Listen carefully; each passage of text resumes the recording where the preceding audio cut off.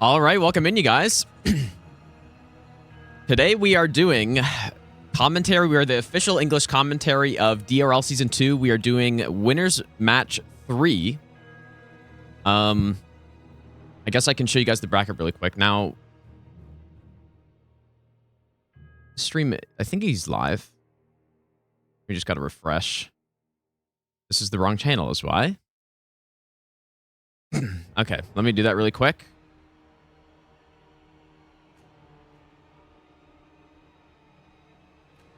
I think that I think there's an underscore in it. There we go.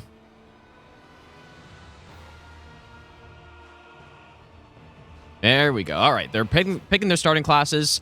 So the way this works, I'm sure most people have heard of Deathless Randomizer League, but we are randomized. They're both running with the same seed. They're going head to head. Who can kill the most number of bosses the fastest, without dying as well. But now they are technically, I mean, you're not supposed to die. It is Deathless Rando, but if you do die, you're not out of it. You want to keep going if you die. If your opponent also dies, then, you know, your score is back on the table. But essentially, if one player goes deathless and the other person dies, let's say at, like, you know, boss 60 or something like that, then 60 will be their score unless the opponent dies as well. And there is also a 2-hour time limit. I don't believe the timer is going down, but I don't. They have 2 hours from when the match starts, but what they're doing now is they're checking the starting classes. Looks like we got the Beast Claw, or the, what's that weapon called? I can't remember. But anyways, while they're chilling for a second, you can check out the bracket really quick. There are 32. So there's a winners bracket and a losers bracket. The top 1 to 16 are in the winners, and from 17 to 32 is in the losers. And then, you know, it's this huge bracket, and then at the end, the winner of the losers bracket will play in the grand final versus the winner of the winners bracket, and then they get a 1-0 start. So pretty much, you know, if you're in the losers bracket, now this is winners bracket, we're doing match 3, Kayjuro versus poleuky. Basically, you just don't lose. Just simply don't lose, then that's it. That's all you got to do. Simple, right? Except 2 of them have to do that. Now, so the way this also works is it is a randomizer. There is some RNG with, you know, weapon pickups that you might get, or starting gear. The one thing that does also happen in these matches is they're going to start with a bunch of items. Some useful, some not. Probably most stuff is going to get sold. Like if they're, you know, some useless talismans or whatever, you want to get as much money early as possible for upgrading and or leveling up your character and scaling your damage. So yeah, some notable weapons that I think would be huge to pick up and can be a huge advantage. Death's Poker's maybe one of the best possible setups on this. I've seen some people doing dual colossal weapons, tons of damage. A lot of poise damage is good as well, because when you're fighting bosses, you just, you know, when they can't attack you and you can just keep attacking them, that's usually better. But yeah, Germany versus France here, dude. The long matchup. Long time coming, dude. Yeah, some jumping attacks. Yeah, and one other great thing about jumping as well is that there are a lot of attacks in the game, like almost a surprising number of attacks in the game. Refresh overlay, sure. There we go. Perfect. So there are a surprising number of attacks in this game. Also, how's the music volume, by the way? Surprising number of bosses in the game where you can do jump attacks, and you can attack them while they're attacking you. And that's really good, especially, you know, if you can get some sort of counter hit weapon, like such as the dual anchors, or, you know, maybe pickaxe even, something like that, you can smoke bosses, dude. So this will be really interesting to see. Now, these guys are fast as well. Kayjuro ranked number 5 in the qualifiers. And this, I don't know exactly how many players were there total, but basically that's really good. And poleuky also not far behind at number 12. So these guys are gamers, dude. They are simply gamers. And there should be some high-octane gameplay today. Not usually what you see on this stream, but, you know, in a lot of trading as well. That's the Beast Claw, right? Surely I remember the weapons in the game. Or is that the spell? Anyways, that's the weapon you get from...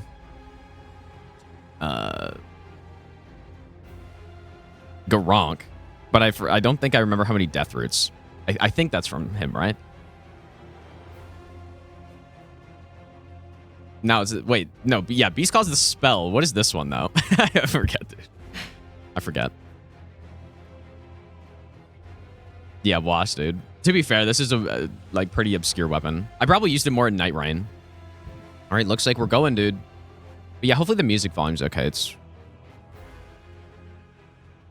rare Elden Ring boss music. Yeah, they also have a mod. Well, I mean, this is all modded, but Polite Graces quickly, which is actually really nice. And then they start out with enough runes to get to rune level 30 just to get them started. And then we got some physic tiers. Was that Stone Barb? Damn, Stone Barb is really nice. Stone Barb plus defensive crystal tier. You do not want to die. You want to go, like, number one priority, go fast. But you also definitely do not want to die.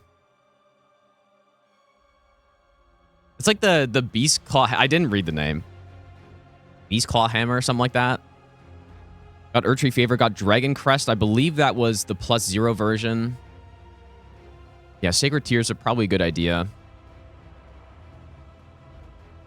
That is another thing I didn't mention. You get 2 random starting graces in different regions.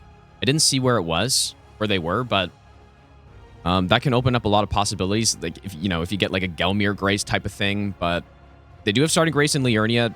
The kind of strat is you immediately go sell off your gear. Yeah, okay, Beast Claw Hammer. Great Hammer, sure. I was close. Now, this armor set is interesting as well. You get bigger heals, but then you get very weak to fire. We also got stuck on a bear. It's probably not ideal to start, but this is a long match. It's going to be 2 hours.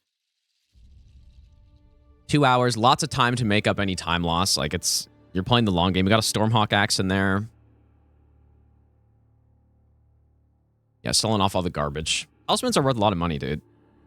Yeah, and just the most expensive armor. Yeah, basically number one priority here is to get your build online, get a weapon going. But which weapon? Do they want to stick with the Beast Claw Hammer? I feel like it's probably not terrible, but you may want to be upgrading to something better if you can find it. And that is one element of this as well, is the sort of risk reward of how many items do you loot throughout this setup? Do you want to go to every graveyard and waste time and then potentially find, a Death's Poker or something? Because if you do that and it works out, then you're going to have a huge advantage. But then if it doesn't, oh boy, we have a huge combo happening. No way. Oh my goodness.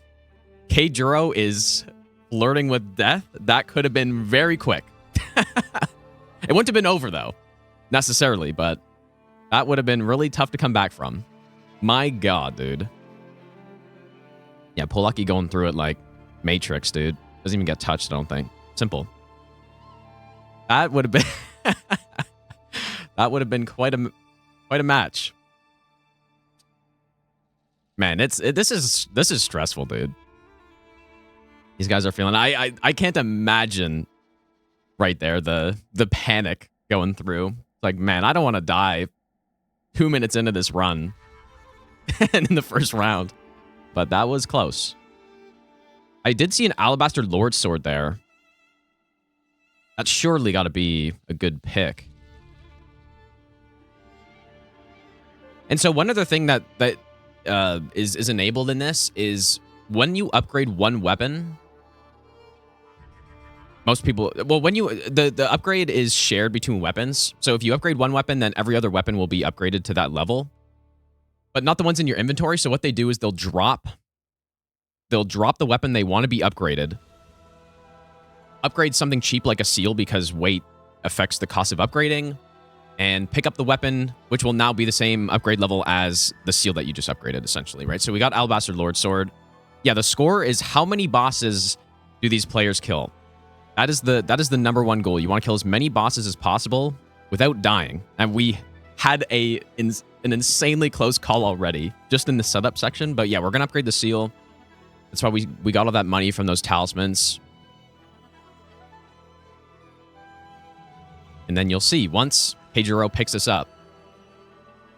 Well, I guess you didn't really see because he's quick. But it's already upgraded. So, and yeah, you know, getting to +10 is big, if possible. Especially for those somber weapons. Now, they might... It seems like they're going on a fairly similar route so far. Going through Liurnia, potentially Deathbird boss. Ancient Dragon. Another thing to mention as well is that the day-night cycle for bosses don't matter anymore. So basically, it doesn't need to be nighttime when you approach a boss that's normally a nighttime boss, which makes a lot of sense, just to make it less tedious. Although, you know, there are some routing things, but that are affected by that. But oh, Ancient Dragon, man. Okay, there. All right, we got that Alabaster Lord Sword. The Tap R2s are really good at just stun locking stuff. But yeah, a little deviation on the route. I wonder if poleuky was a little... Like if what the reason would be for not fighting Ancient Dragon Man here. Not really a super dangerous boss. Looks like a Deathrite Bird for the Knight's Cav in Eastern Liurnia as well. Man, Ancient Dragon Man is so annoying. You can go and backstab this one, although it does do a lot of damage, I guess, if you get hit by that. All right, 2 bosses at the same time. Now, did poleuky not go with the Alabaster Lord Sword?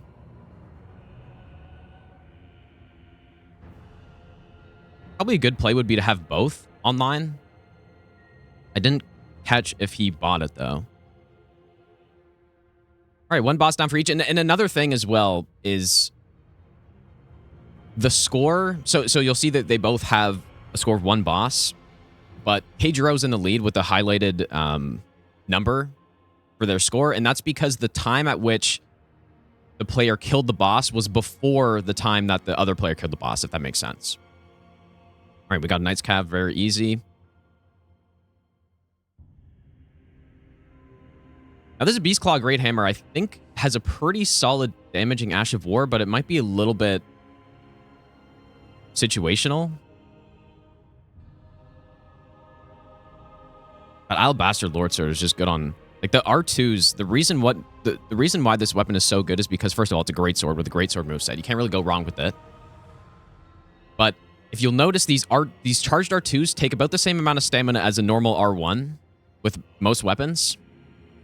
And someone at FromSoft forgot a digit, or they forgot to put an extra 0 on the end of that stamina consumption. And look at the damage, dude. Oh, unfortunate whiff right there. All right, Knight's Cavalry down for poleuky as well. Early score 2-1. Lots of time left in this match. Leads at the start don't really mean anything. Mostly it's going to be down to the routing choices. poleuky skipped the Ancient Dragon Man. Down goes the Deathrite Bird as well. No Alabaster Lord Sword, though, is an interesting choice. Wonder if he'll go back to get it after. Yeah, 2-2, game over, dude. We're going down to the Beach Merchant, potentially. Check for more stuff. While Kayjuro's fighting that Knight's Cav. I do think, yeah, Alabaster Lord is a great pick. I don't know if it's the absolute best weapon, but it could be. It could be close with that stamina consumption, because you could just be... You know, a lot of trading is important in a speedrun setting like this against the bosses. Because, you know, with no hits, with no hit stuff, you're not always being as aggressive as you possibly can on bosses.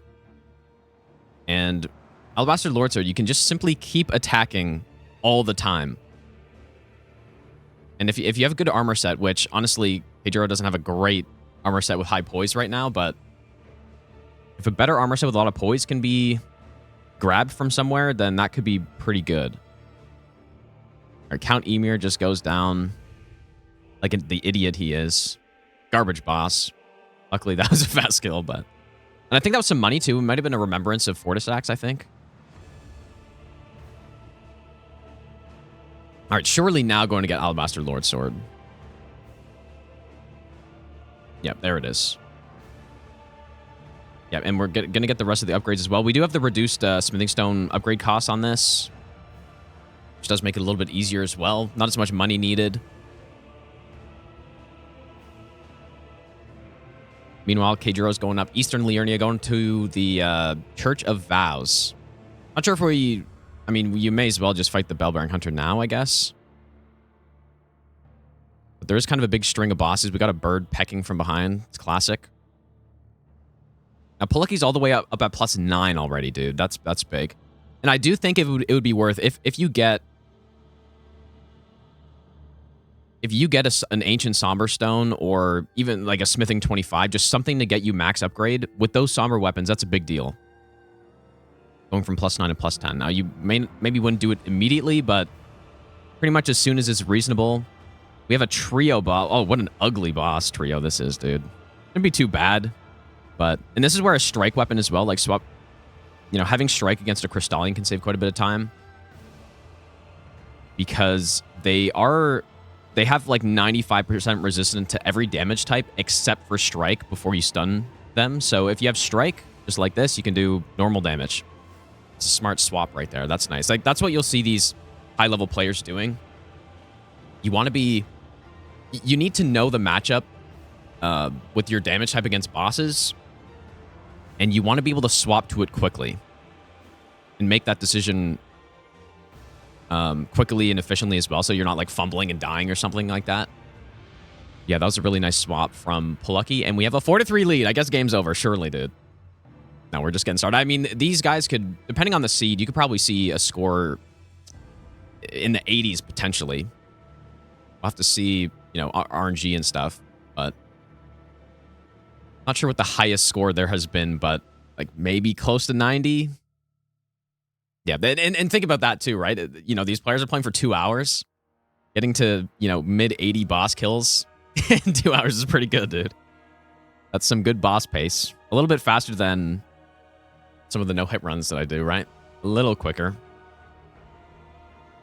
All right, we're going to clear out early Limgrave stuff. We're in Bofa Cave. Shouldn't be too many scares in terms of deaths this early in the game. I think once you see the players getting to, you know, if we see some Dragon Barrow, that's, you know, potentially dangerous. You know, potentially Altus as well. Oh, look at this double greatsword, dude. The power stance jumps, man. That's some clean damage right there. Now, was that sort of Milos? Looks like it. Yeah, we got a great sword battle, dude. Power stance is online. And yeah, what you'll notice as well, in this format, you want to kind of break up the bosses by boss chains, where you'll have a big sequence of bosses all in a row, and these players, you know, obviously have the routes to hit each one of them in an efficient way. Now, I do, like, there will be some choice in when you do these boss chains, but pretty much every time... All right, Kayjuro not using a strike weapon against that Crystallion yet. Looks like just going for the Poise Break. I mean, it's a great sword. Poise Break's pretty quick.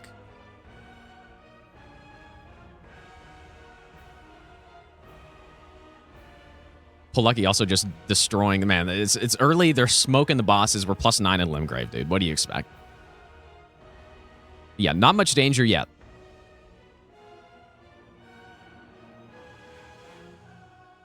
Now, I guess the one thing is that they don't have great armor yet. That wouldn't be a horrible thing to get some big poise armor, but I guess when you're power stance bonking stuff, who even needs armor, dude? You may as well just go naked at this point.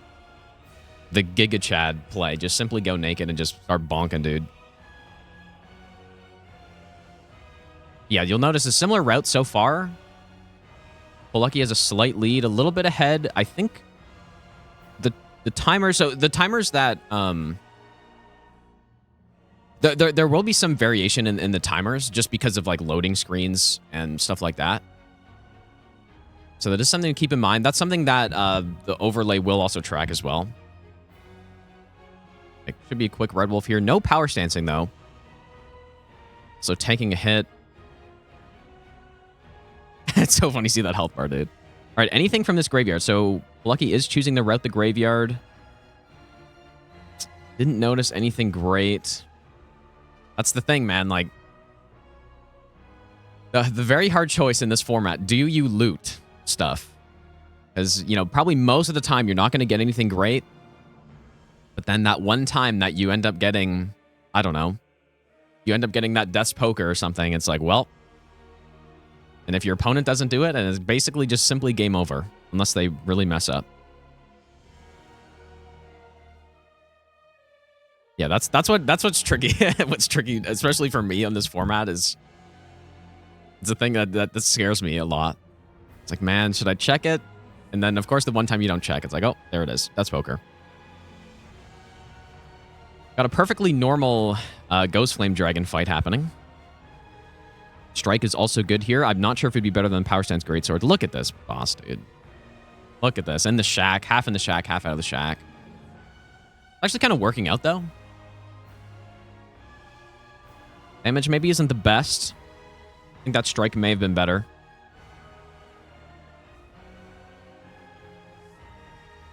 I really hate these guys, man. Watch the Frostbite. It's Limgrave, but Frostbite doesn't care. All right, pretty nice kill at the Bellbearing Hunter shack.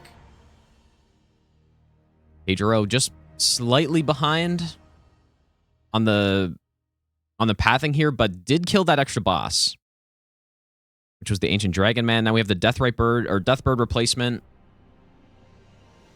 Big ugly worm guy.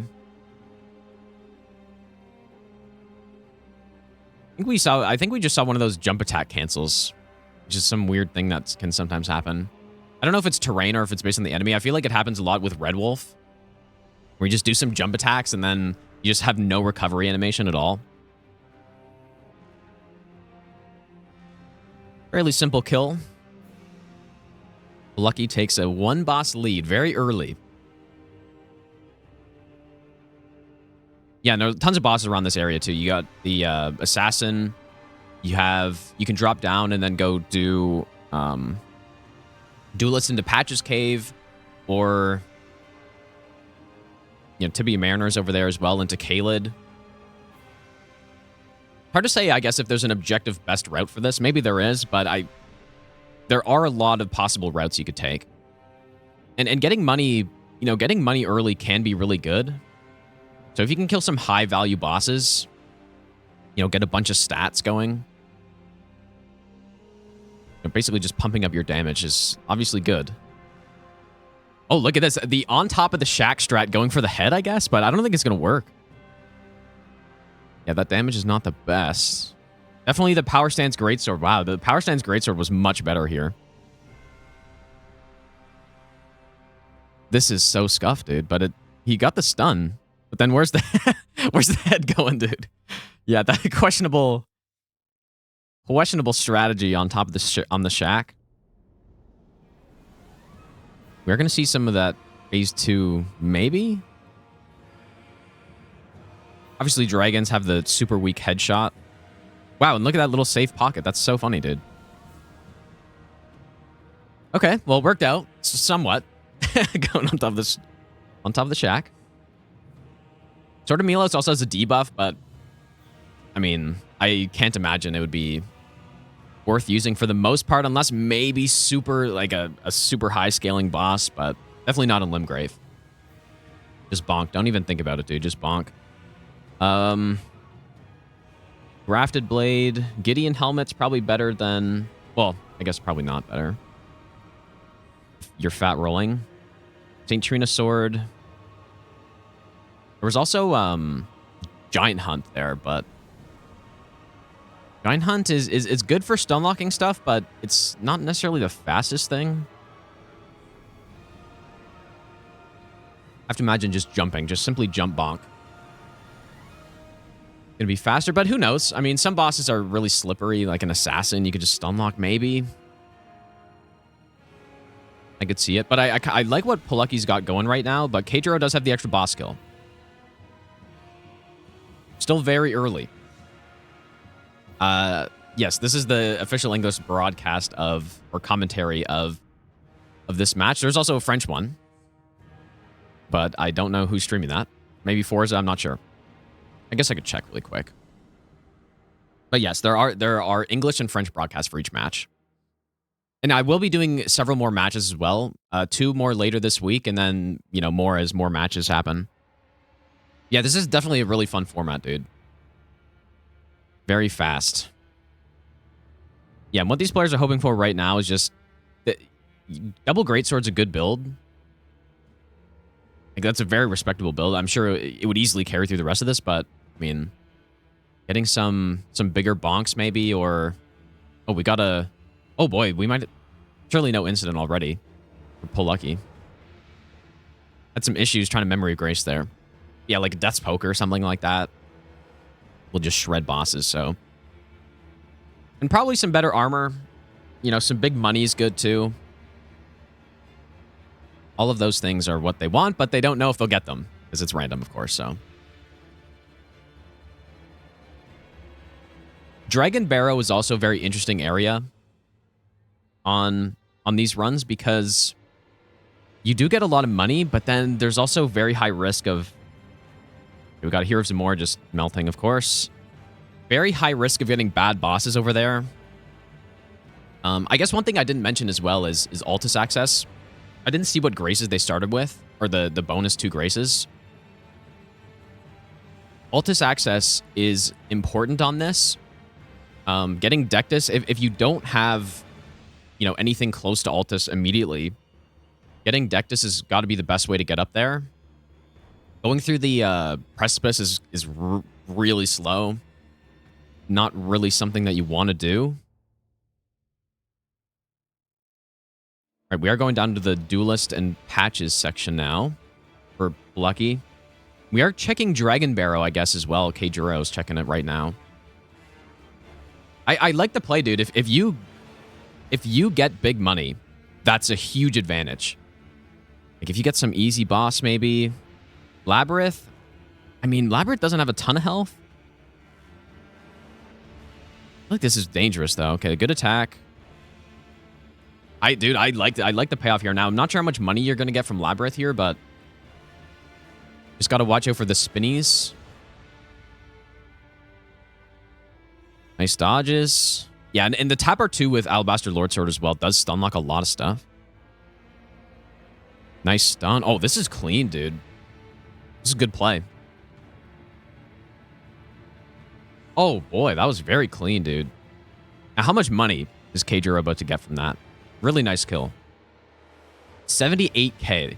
Now, that's probably not an insane amount, considering what's possible to get there, but that's big, though. Meanwhile, poleuky smokes the one duo boss that, you know, some scuffed duo with the Beastman and an Abductor. We are tied at 10, except I like what Kayjuro's got going here. I can't see who the boss is on the bridge. He's replacing Flying Grail.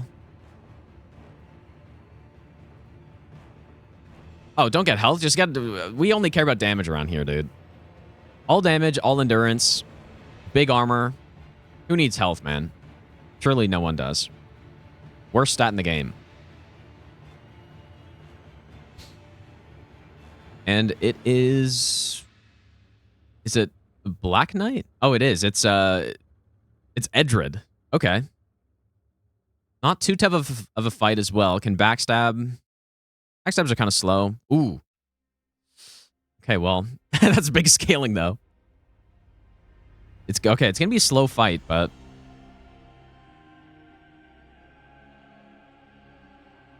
Wait to... Actually, I wonder if that was the play to just not riposte. I mean, riposting is kind of slow. Yeah, I like the knockdown. Knockdown looks pretty good. Yep, and those Tap R2s, like I was saying, dude, Tap R2s with great swords can really stun lock the shit out of stuff. So... Meanwhile, we got a Patches. Best boss in the game, surely.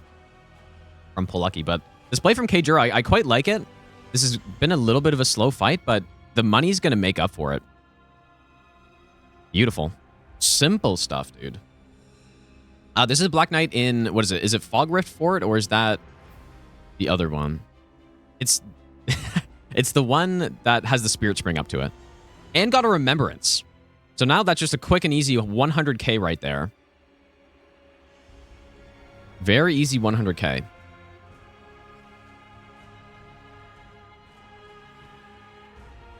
So right now, Kayjuro has a massive money advantage. I do think those Power Stance Greatswords are doing better work, though. But I'm quite liking this path right here. And got good bosses as well. Like I said, there's potential... And there's a Bell-Bearing Hunter, I believe. There's potential that you just get garbage bosses, in which case, in this format, you just need to know when to skip bosses. Some bosses are just simply not worth your time, especially in a late-game area like this. But so far, we're getting pretty easy bosses from Kayjuro's and from his side. And he's just blasting them with Alabaster, dude. At low stamina. Doing some good work. Meanwhile, Poleuky's going to the Agil, and I guess the Troll, and that whole chain of bosses. You got the nice Cavalry, you got the Pumpkinhead. Nice strafe from Kayjuro right there as well. It's a little bit of a sketchy one to do. But on this nice flat area. Now, I guess which Bell-Bearing Hunter this is does matter as well, I believe, for how much money you're going to get. Yeah, see, with this attack, once you're on weird terrain, with that AoE, which he reads correctly, good stuff, dude. Wow. This is paying off right here, this Dragon Barrow. I'm liking this route a lot. Can't see how much money you just got right there, but we are at 12 bosses, so he's maintaining a boss lead while also getting tons of money.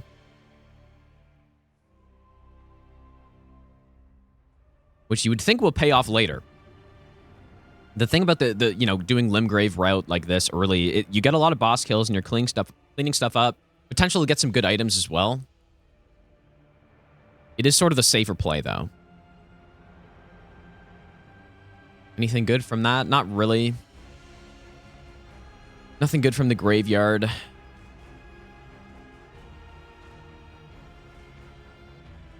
Going down to the Troll in Limgrave. And the Rodden Avatar, it is...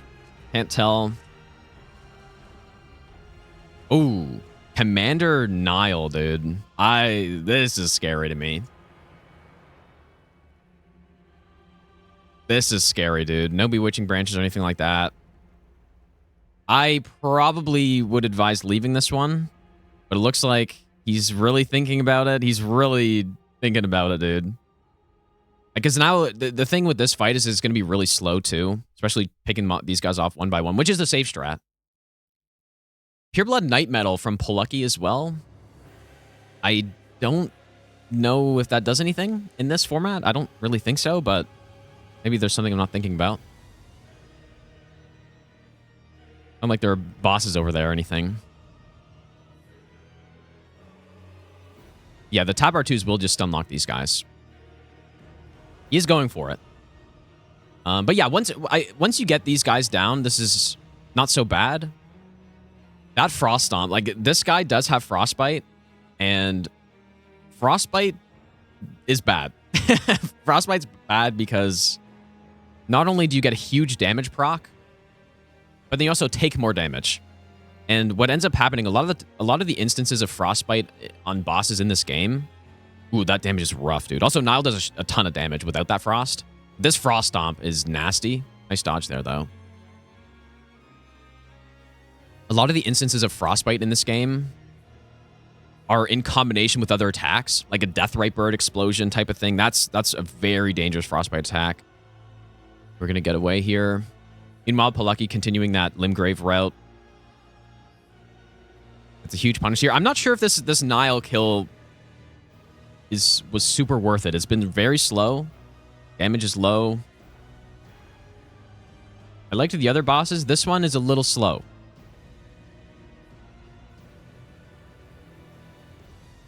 Meanwhile, Pumpkinhead is happening on the right side as well. Yeah, Nile can do a lot of damage. If you get hit by those lightning stomps, I believe they do hit twice. if, you know, the actual weapon part plus the AoE in the ground, if I'm not mistaken, that can do a lot of damage. Especially if you're already frostbitten. Now, a lot of his attacks as well, you can go underneath with certain movesets. I think greatswords, like you can, you know, when he does some of his jump attacks, you can just simply start a charge or two and then he'll just miss you. Okay, nice stun right there, canceling the frost and the jump. We will see if this works out here. But yeah, Niall's slow. He's really slow because you can't really do much about some of those frostbite attacks. Unless maybe if you had some sort of endurer, though. And we did see a grafted blade pickup. I think both of them got it. I almost wonder if there's a world where you just grafted blade endurer and just start crunching them. But okay, we got the kill. And then there is also the Beastman duo below. 200k, though. Interesting play, dude. 200k from that fight, but it was slow. Erdtree Avatar in the Everjail. I'm not sure which Everjail this is. Maybe the Crucible Knight. Actually, no, it's probably Darwill, I'm guessing. Really good damage. Nice jump attack. That's what I'm talking about with those jump attacks, dude. There are a lot of attacks that you can jump that you might not think about being able to jump them. Like even just the avatars alone, you have that Erdtree Slam AoE plus the Stomp that they do. And that Stomp can be kind of annoying sometimes, but if you can jump attack it, it's just like, oh, it's a free punish. Boss is attacking, but I can attack him at the same time. And that's where also, you know, if there's a world where somehow you get some sort of pierce weapon, and then, you know, the Spear Talisman, then that's when the damage can get insane, dude. I've done lots of builds like that with anchors or, you know, some other pierce weapon, and just the damage can just get insane, dude, on those jump attacks. Not to mention, I guess, all the other ways you have to buff jump attacks too, right? There's a big consideration on in this format is, you know, is the build you're going with easily buffable? You know, like multi-hit stuff. There are a lot of multi-hit buffs in the game, or, you know, charge attack stuff or jump, whatever. It is possible that you just, you know, simply find a good build for a certain play style and then you just go with it. Jump attack's got the Raptor Feathers, and then you've got Claw Talisman as well. Those would be big pickups. All right, Legendary Soldier of Godric Arena is Beast Clergyman, who is dead now, I think. Very nice. Knights Cavalry. All right, so poleuky has pulled ahead in boss count, but Kayjuro has probably, what, an extra 350k runes and has done Dragon Barrow. Or was that Soldier of God Arena? I think it was. I guess I think it was. That boss had way too little health to be the Dragon Barrow one that I think he already killed.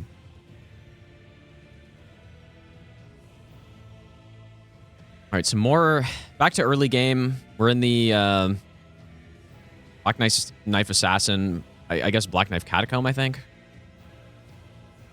Misericord. Surely dual dagger build. Because you pick up a Wakizashi plus Misericord. Surely that's good. Little skip in Weeping is pretty nice. Get up to the Avatar. Up to the Catacomb as well. I guess Stone Sword keys are also a consideration too, because you have bosses like, or you have areas like Old Altus Tunnel. You have the Hero of Zamor, Everjail into the Miranda Cave. So Stone Swords are pretty important. I think, I don't know if they have guaranteed ones at shop and stuff. Something to look out for, though. Kayjuro is going to head down to Duelist as well now. Yeah, poleuky's already done all this, so Kayjuro will catch up here. And we will see, I think later in the run, we're going to see if that damage, extra money plays out. Or maybe we'll see fairly shortly, actually, but... Other cool strats, you can just block the fire pillars, and they can only hit you once, I think, or there's something like that. But basically, if you block it, you'll get guard broken most of the time, unless you have like a decent guard absorb shield. but just way faster because you only get hit once by it, so you can just keep running through the rest of the flames after you get hit once. Not exactly a no-hit friendly strat, but it's fast. Fast for this. Yeah, Kayjuro in the best catacomb in the game, surely, dude. It's just like the most imps per square foot catacomb in the game, probably. There are 3 in the starting room, 3 in the lever room, and then 3 in the boss door room, and that's the whole catacomb. It's just like a 2-hallway. That's the whole thing, dude. Another Knights Cavalry, very engaging boss. Love the Knights Cavalry. Best AI as well.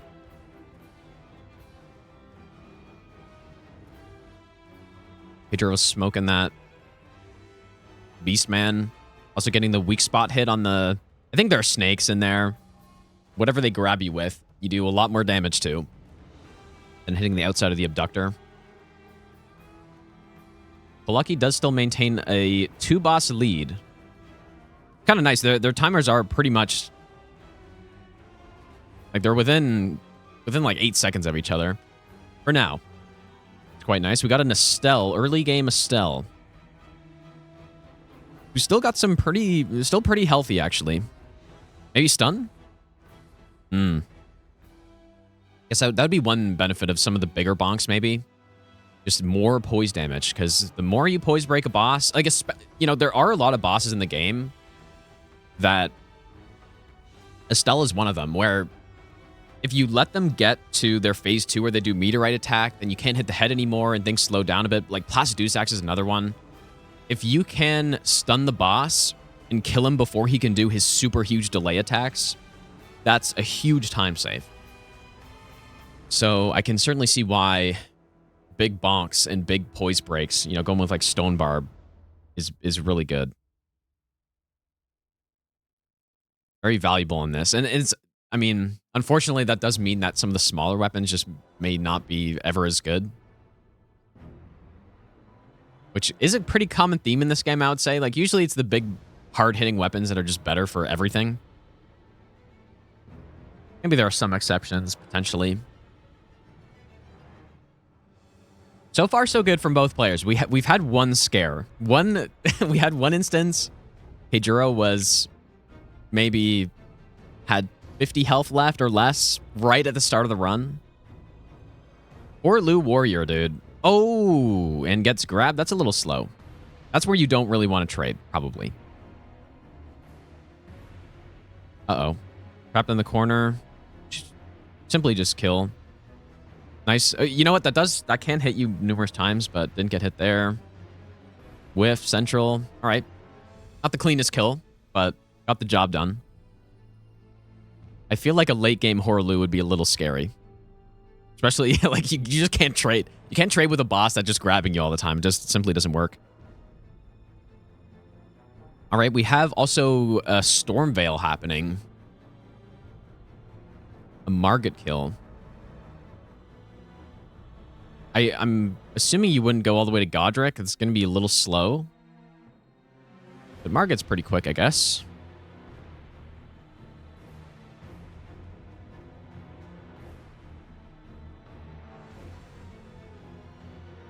Damage is looking really good from Kayjuro. I'd be curious, like, if the power stancing difference here with the double greatsword versus, like, what this is right now is early game money, massive early game money versus the power stance greatswords.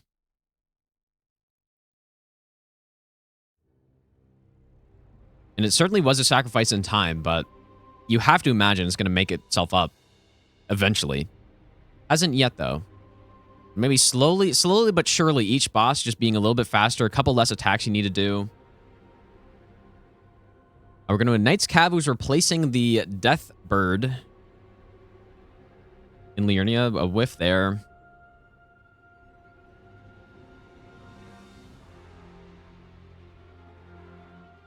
Couple whiffs happening. No big deal. Simple kill. 21-18 the score at the moment, but I don't think really the score... Oh, okay. No, that's no good. Millennia Great Rune. I guess Great Runes... So, Great Runes would be a great pickup. I mean, if you pick up Godric's or something, that's more health, that's more FP, that's more stamina. That's quite good. You know, Radahn's Great Rune would be really good as well, which is just more health, more FP, more stamina as well, like that. I have to imagine Godric's still the best in this format, though, especially since you're not necessarily going to be a super high level. Yeah, Morgoth's as well, if you're a coward, is good too. But no, more health equal more traits, so... Yep, look at those jump attacks. The jump attacks are so good, man. Boss is attacking you, but it just doesn't matter because you're attacking them at the same time.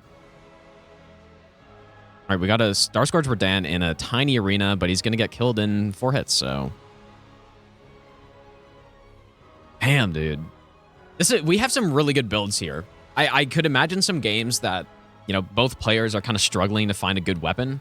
Those might even be more entertaining because then it's not just as clear cuts. Like, okay, we got Alabaster Lord Sword. We just both go with it. Don't even think about it. Oh, and you know what? We did get a Radahn Great Rune. Oh, that's a nice pickup, dude. From Kayjuro. I don't believe poleuky got that. At least didn't equip it.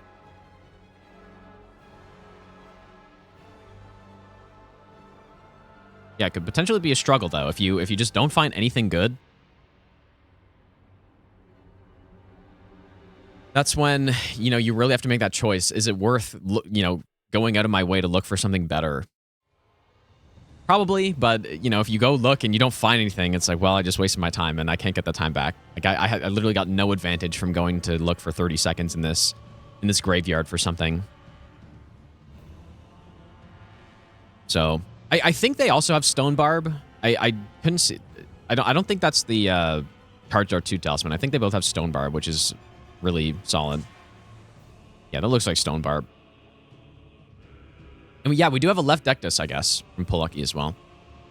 It is yet to be seen how Altus will affect this match, but a lot of really quick routes in Altus for a lot of boss kills. Got a Midra in the smallest arena in the game. Miranda Arena. No stun there. I think the boss maybe ate the stun. Yeah, that AoE just covers the entire arena. And we got laser? Oh my goodness, dude. If this was late in the game... Okay, we gotta be maybe a little careful. There's another madness proc about to happen. Ooh, boy. Okay. That was maybe the scariest call from poleuky there. Damn. Yeah, and what happens with Midra as well is pretty much any uneven terrain will cause Midra to cancel the recovery on that big AoE. And I have lost no hit runs to that happening into an immediate laser, which is exactly what just happened to poleuky right there. All right, Jacob Peak Drake in some tunnel. Lots of damage. Whiffing a lot of attacks, though. It's certainly not ideal. Oh my goodness, dude. It's just whiffs central here. See, you get those whiffs, and then all of a sudden the boss flies up, and now you just wasted 30 seconds. That is a tough part about... Oh, and we got a school field trip happening over here in some ever jail. How did the kids end up in jail? This should be pretty quick. Poleuky smokes Renala. This should be an easy one cycle. But yeah, landing your hits, that is something that it seems obvious, right? If you're whiffing the boss, then you know you're not doing as much damage. Your fights are gonna be slower, but it's really hard to do sometimes. It requires really good execution when a boss is moving around, especially in an arena where they're not meant to be. Okay, Onyx Lord gets smoked by his own weapon. Good job, buddy. Idiot.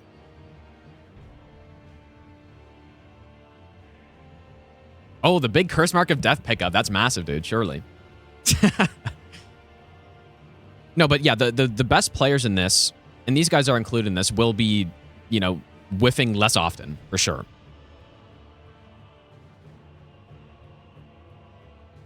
That down slam can actually do a lot of damage. We are only in Limgrave, but I think you can get hit twice by it.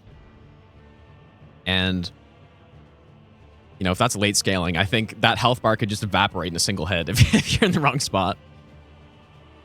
Poleuky does maintain the 2-boss lead for now, though. Yeah, and you know, here we're maybe seeing some of that damage difference. I think when Kayjuro came into this Deathbird, I mean, it's not going to be a huge time save, but he killed him really... I think it was faster than that. Golden item? Never get baited by the gold, dude. Never get baited by the gold. It's always bad. It's always like Rolana's banana helmet or something like that. A piece of Renala armor or something useless. Gold is bad. Until it's not bad, and then it's like a remembrance and you get 50k runes. A very jumpy boss. Very annoying jumpy boss. I'd be curious how Grafted Blade would do in this format. I think if you could get Grafted Blade, and you know what? They did have a Zweihander, I believe, at the Bernal shop. Like, I feel like that would be insane, dude. You got the jump attacks with the big bonks, plus Oath of Vengeance is pretty much a stronger version of Endurer. Because it lasts longer, if I'm not mistaken. So, if you got a Grafted Blade plus a Zweihander or just double Colossal, and you got that weapon in your right hand, and you're just spamming it, not only do you get more health, more stamina, more FP temporarily, although that mostly is just a stamina buff because of the way it works. It doesn't actually raise your health, it just raises your max health. But you get a big stamina buff, plus you're basically immune to poise breaks. So that build was on the table during this run.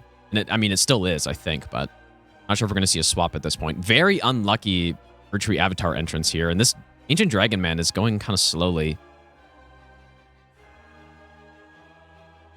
Really good damage, though, with that R2 with the Alabaster Lord Sword.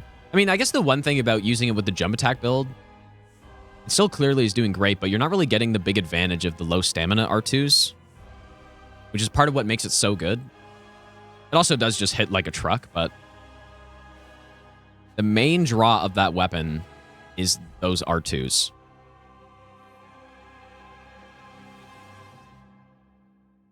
So interesting using it that way. I think poleuky just realized that he got Radahn's Great Rune. Looks like they both got it. That's a very solid pickup. Godrick's should be the best. Radahn's is probably the second best. Unless you're a coward and you want to go Morgoth's. That is also a thing.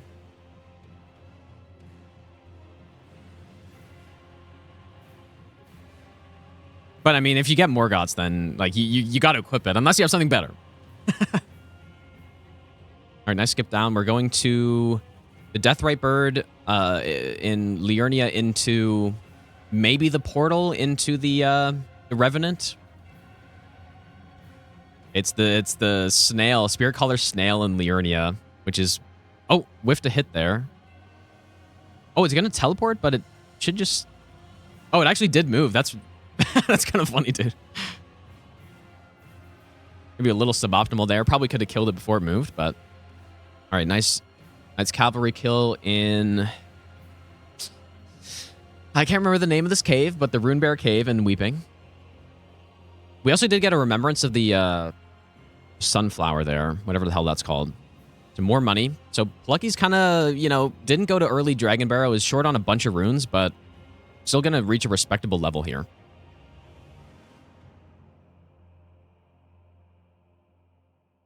Meanwhile, my cat is trying to like alt tab and, and ruin the stream, dude. Ruin the broadcast. I believe that was an Erdtree Favor. It's not great, but it's not bad. Probably better than nothing. I do also believe we have an Axe Talisman. Kayjuro's got an Axe Talisman, which is really nice, dude. Really good build for Alabaster Lord Sword. I believe there was Stone Barb. We got Axe Talisman. Like, the only other thing you want is the R2 tier, and you're pretty much just golden at that point. Maybe some better armor. And I guess Kayjuro does need to watch out for fire damage. Like, I personally... Well, and you know what, though? I think this is a really good play to keep it on, because I don't know if I explained it, but the Sunflower, or this Erdtree Guardian armor, I forget what it's called, the Bloom version, it increases the restoration of your flask. But it has horrible fire resist, like -30 fire resist or something like that. So you're going to take a lot of damage from fire, such as right now. It definitely does take more fire damage, but that's sitting right on my keyboard. Luckily, I turned it off, though, before this could happen. But yeah, what a common strat in PvP. Also, we had a wild Estelle right there. just shooting meteorites at poleuky. But the PvP strat is you want to basically swap on this armor when you have to heal. Now, for these guys, I don't know if that's what you want to do, probably. But for sure, Kayjuro is going to want to take that off if we're fighting any sort of dragon that does fire damage, or I don't know, anywhere fire damage is happening. You just definitely do not want to be wearing that, because it is literally worse than wearing no armor. So, all right, poleuky is maintaining his lead, a 4-boss lead for now. We got a nice poise through that scream. Oh boy, dude, that damage. That damage and poise damage. Just be a really quick Crusader fight. I think got a whiff there maybe, but really good. Yeah, you know, being able to hard swap stuff is kind of a PvP skill, but in doing so much Dark Souls 3 PvP is how I learned to do that well. I did a lot of DS3 PvP, and you know, sometimes people might not think that you would get better at PvE by doing PvP, but you do. And like, you just get better technical skill. Being able to swap stuff quickly is a good skill to have when you're doing like pretty much anything. And PvP gameplay is generally more precise as well. And so you just simply get better, dude. It's a useful thing to be good at. All right, we got a field trip number 2 happening in the Here of Zamork Everjail. Also going to Crystallian Duo as well, so I guess we did get some Stone Sword keys. Lucky got some Stone Sword keys, and we're going to the Duo. Or, well, I guess I say who the boss is there. I'm just saying who the vanilla boss is, because I don't actually know who it's going to be, obviously. They're still very closely aligned on time as well. It's the Mimic, so this Mimic's dangerous in randomizers, dude. When you have a high damage build, which poleuky does, the Mimic can do a lot of damage. And didn't unequip that weapon in time. Just gotta hope that Mimic doesn't get smart and start doing those jump attacks. Mimic just got a cheeky little heal off as well and didn't even get punished. Yeah, Mimic can definitely do some damage, dude. Could be a scary fight. Using to only go in the one-handed, could probably roll into this and get it some damage off, but ooh, see, that's what I mean, dude. That damage. This is only Liurnia scaling, and that was a pretty hard hit right there. You know what? Roll catching, another PvP skill, also could be useful here. We got an immediate madness proc from Kayjuro in this tiny Miranda cave. It should be fine, but whiffs. Gonna get hit by this AoE. Okay, you know what? Got lucky that the cancel didn't happen there. If that cancel happened into a laser, that could have been another madness proc. That would have hurt a lot. That could have been bad. Also, Kayjuro has not found that Deathless half yet.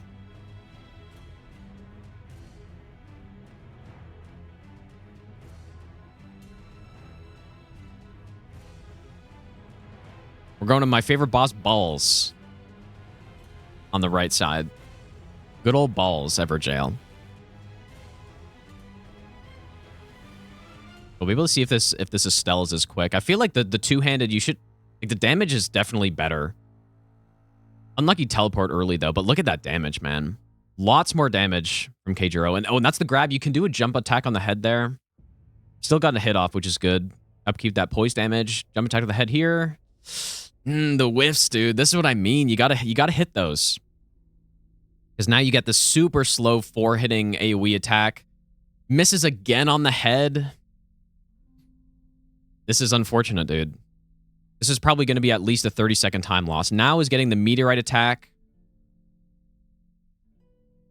Probably doesn't do that much damage in Weeping scaling, but there we go. Finally got the kill, but that is a good 20, 30-second time loss right there. Very important to execute properly on those bosses. It's not the easiest thing. It's much easier said than done. Gets that remembrance. More money. Much easier said than done, though. Some of these bosses, again, especially when they're not in their own arena, they start getting stuck on stuff, or if it's uneven terrain, then it's a little bit harder to hit the head or hit what you're trying to hit. We're going to the Western Avatar on Poleuky's screen. Also, there is a skip that I don't know if these players will do down to Road's End Catacomb, which is below. Oh, that was weird. I guess this is the Liurnia Deathbird who was there on the ground, but then teleported back up. We definitely are seeing a damage advantage, though, for Kayjuro here. Hasn't caught up yet, though. You would imagine that that big damage advantage probably won't come into play for a while. I think the later you get into this, and the nice out space, but doesn't quite get the attack in. Really good damage, though, on this poor Lou. Nice damage, dude. Pretty quick fight. Very quick fight. Yeah, no skip down to Road's End Catacomb. It is, like, some of the skips in this game that are specific really to this format are a little scuffed. And it just, you know, you slip off a rock and you just simply lose. It's... there is the Deathless as well, so I guess it was from Horlu. What, left half of the Deathless. Yeah, you slip off of a rock and you just simply lose. It's just, I don't know. It would be so annoying to lose that way that I probably wouldn't bother doing some of those super risky skips, I think. But there are some that we're going to see them do, I imagine. Another safety Sacred Tears. Sacred Tears are a good pickup, I guess. Obviously, they're optional. But if you're in a dire situation, having a bigger heal can save you and potentially even speed things up, right? You know, having to heal only once versus twice can be a good advantage. Okay, goodbye, Dragonkin Soldier. Poor guy, dude. He comes in screaming and just dies because he lets you tag him for 30 seconds before he does anything, dude. Yeah, I'm trying to think where there are like little parkour skips you can do. I guess there's Millennia's Great Rune, very bad Great Rune. But I mean, maybe could there be a play in this for Millennia's? Probably not. It does heal you, like the Bloodborne rally mechanic, but if it didn't have a flask healing penalty, then it actually would be pretty solid. But you heal less with your flask. Very nice kill on Siluria. There's a skip. Depending on the direction in Altus, you can go down to Old Altus Tunnel. Like, there's a little jump you can do there. Depending on the route through Altus again, I know there's a skip. There's a skip you can do down to the Forest Spanning Bridge from Lanciax area or from the Black Knife Assassin area. Don't know if I doubt we'd see anyone do that. But yeah, there's the Road End Catacomb one. There are definitely more I can't think of, but... Blast of Tree Spirit. We got Garonk getting smoked. Kayjuro's getting close, within two bosses here. Slowly inching closer. That Commander Nile fight, though, that one was tough. That was a slow fight, but got a lot of money. Hard to say how that will affect this. Because I imagine Poleuky, if he does end up going Dragon Barrow at some point, I feel like most players probably skip that boss. Unless you just have a perfect setup for it, right? I mean, if you have something like Balls or Starfist, like Bleed or Death's Poker or something like that, where you can kind of like AoE down maybe the summons. Right, both going into Kaled at the same time. So they maybe have converged slightly. Taking different paths in, though. We have the Rat Chest into the Celia Tunnel versus going just kind of the normal way.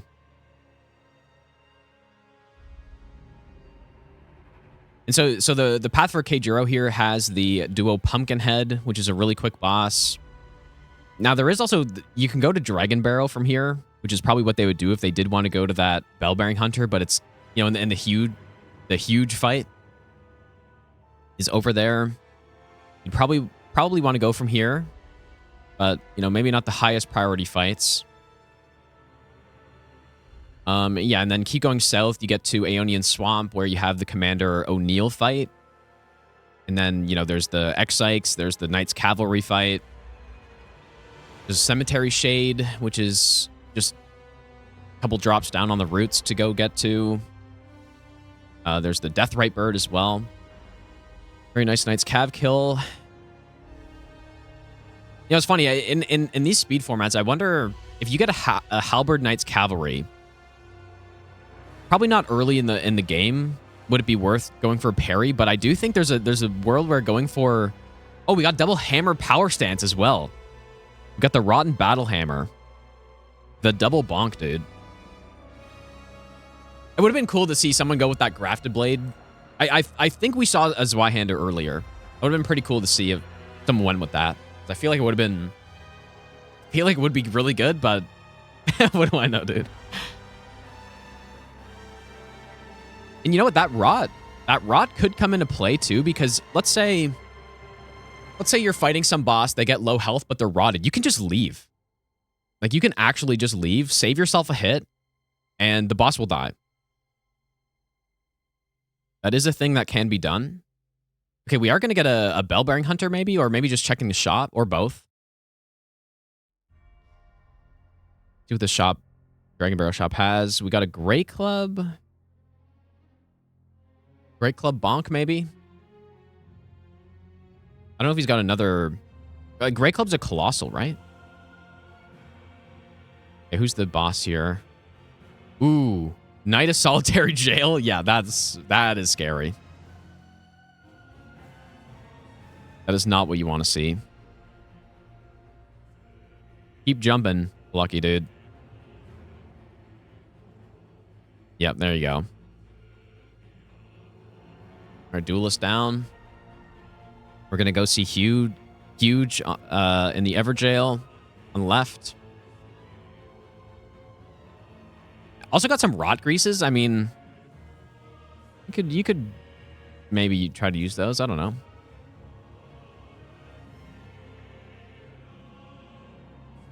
Yeah, depending on the boss. Like, if you get some tanky boss and you get rot early, that's not bad, dude.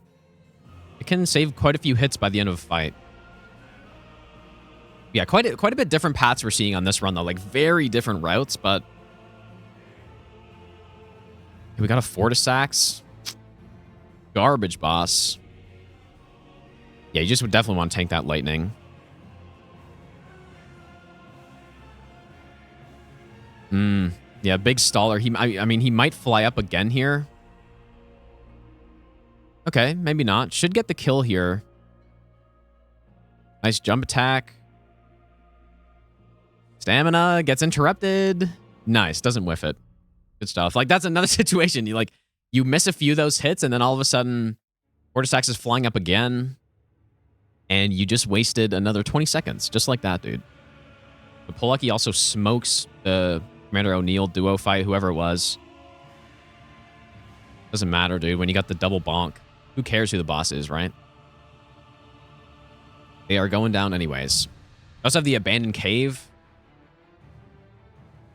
that we're going to. I've always liked the backstep punch strat to get through this. Looks like we're going to be getting that here as well. Maybe not the best execution of this. Because what you can do is... you can hit backstep, and then if you turn your stick immediately after... Also, we have a Godskin duo. And Kayla, damn it. You do not want to really be going strike here. I mean, it's fine on the Apostle, but on the Noble, you definitely do not want to go strike. Double Greatsword's probably better. Let's see if he'll make that adjustment. Doesn't make the adjustment.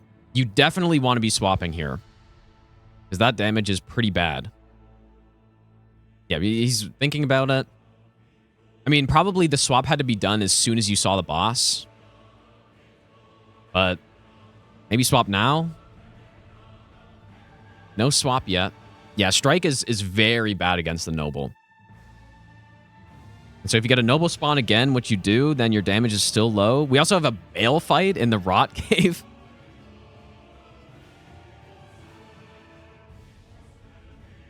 Ooh, and the damage is kind of not very good here. I don't know how much I like this method. I mean, I guess he's just letting you wail on the legs, so you may as well. There we go. Get some of those Charge 2s. No, like another whiff. You got to get a stun, I feel like, here. Nope, doesn't get the stun. So now he's going to fly up and waste a ton of time, probably. Yep, there it is. Now, I'm wondering how this is going to work in this arena, though. Like, you might just be... Okay, he's back in. Damn, just a couple whiffs, dude, and that's all it takes, and it's the difference between getting that stun and skipping phase 2 and not. The whiffs, dude. Insane fire breath. Okay, we got a Godskin Apostle, not the snail version, from the looks of it. The way you can tell is based on the color of the blood. If it's white, then that means you got the snail Godskin fight, which is a slow one. Quite a slow one. Would have wanted to swap there too, if it was, but also got a Remembrance. Some nice money there. Yeah, quite a bit different paths these guys have taken, dude. We got one going through kind of North Caelid, and then one's going kind of the south path, I guess.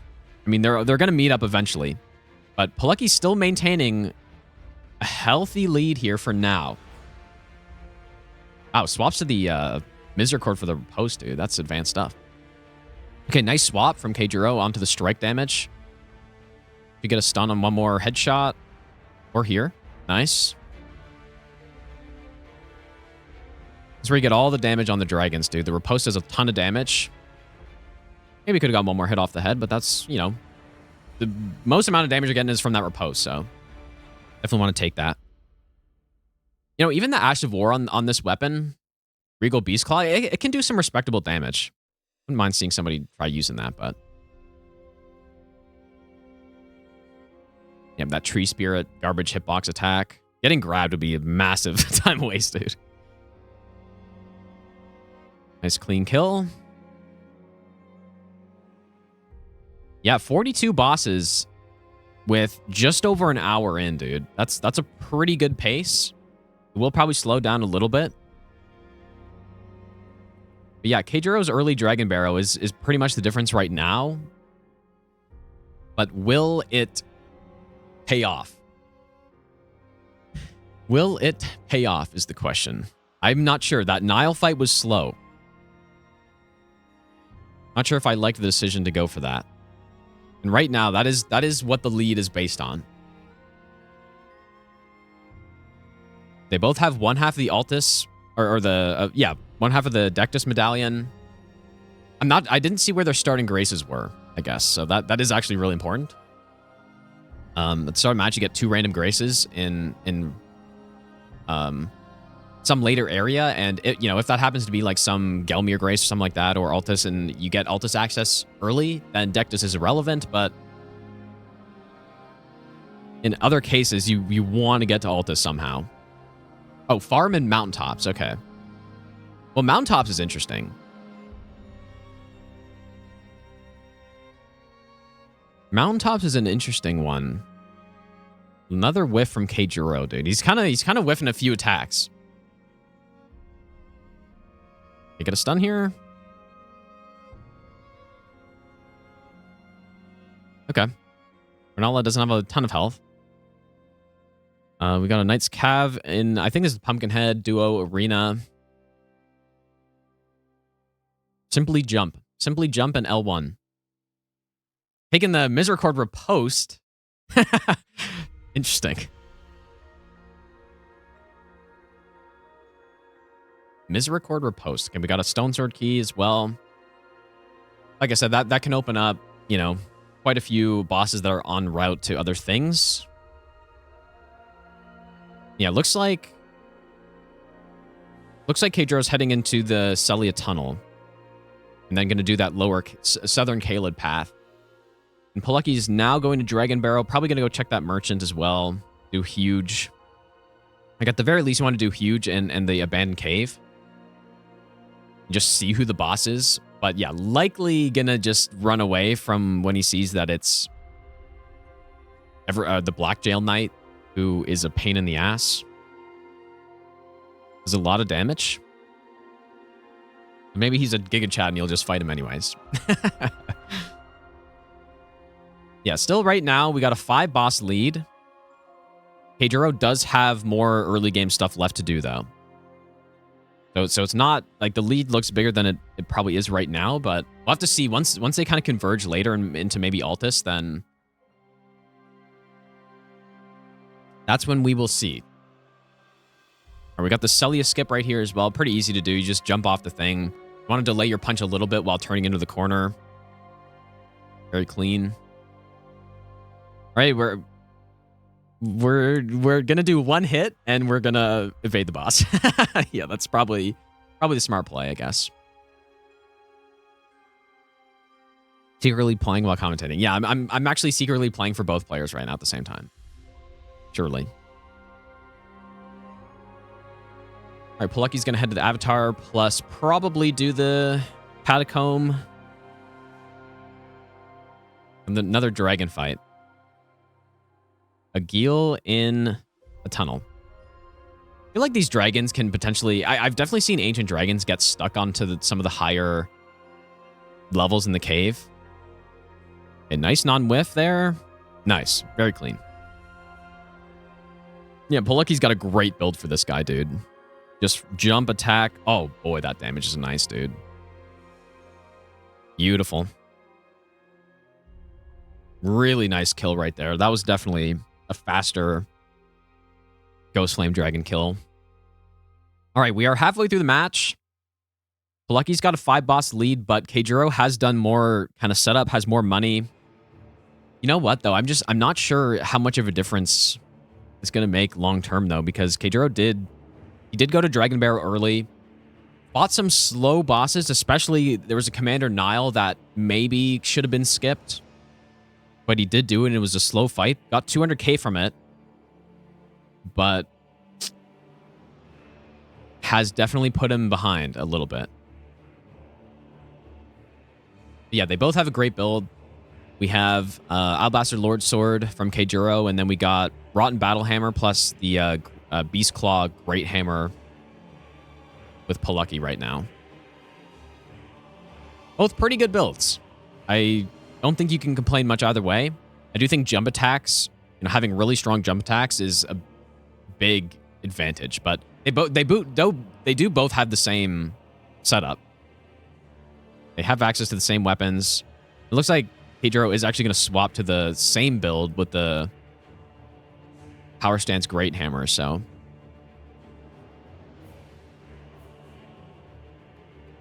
they pretty much have the same build right now.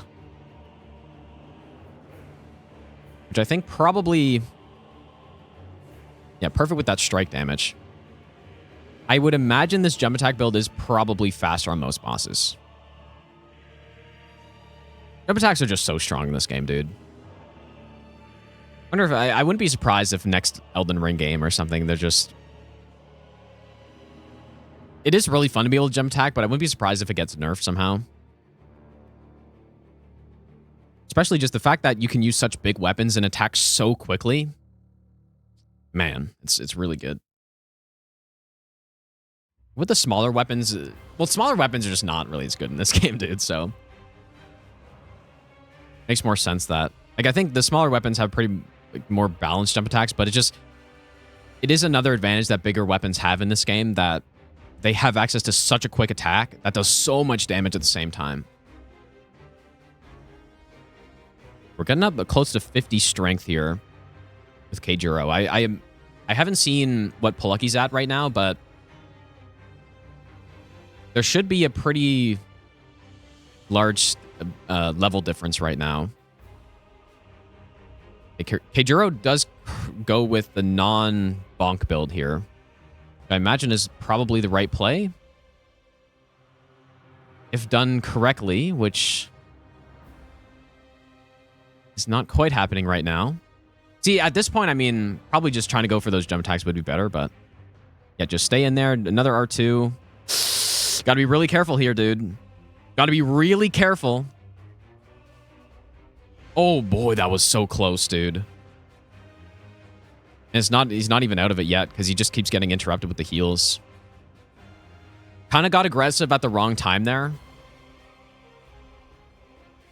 Got a little bit unlucky, but yeah, tanking some of those hits early. Because you want to go for that big punish when Noble's doing the ring attack, but it just was already basically at half health, I think, going into it. We got a Rolana on the right side.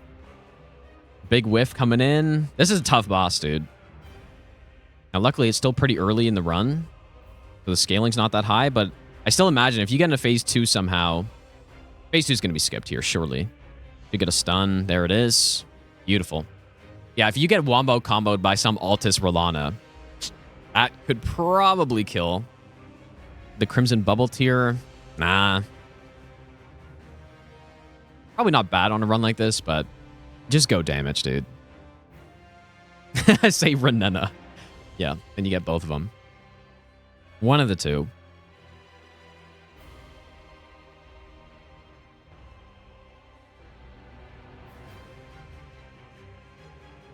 That's going to apostle damage really good. Couple whiffs in there. This is a kind of a common thing. There are a lot of whiffs happening. That was very clean right there, though.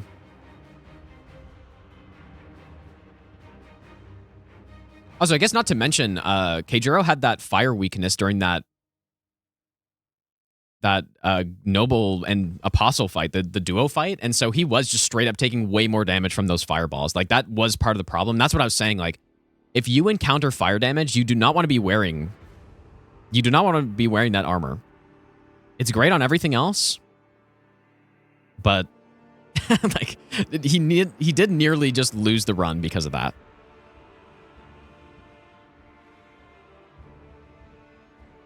A nice duelist kill with the legendary soul jars as well. Gonna head down to the Cemetery Shade. It's a little bit of a trek to get over to the Cemetery Shade, isn't it? It doesn't really lead you anywhere.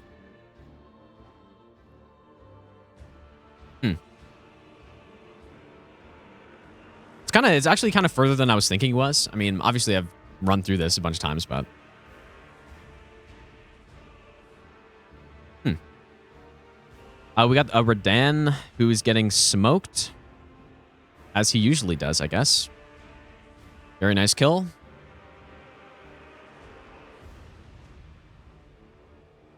That I believe that was the right card Great Rune, which pretty bad for this. Not really useful.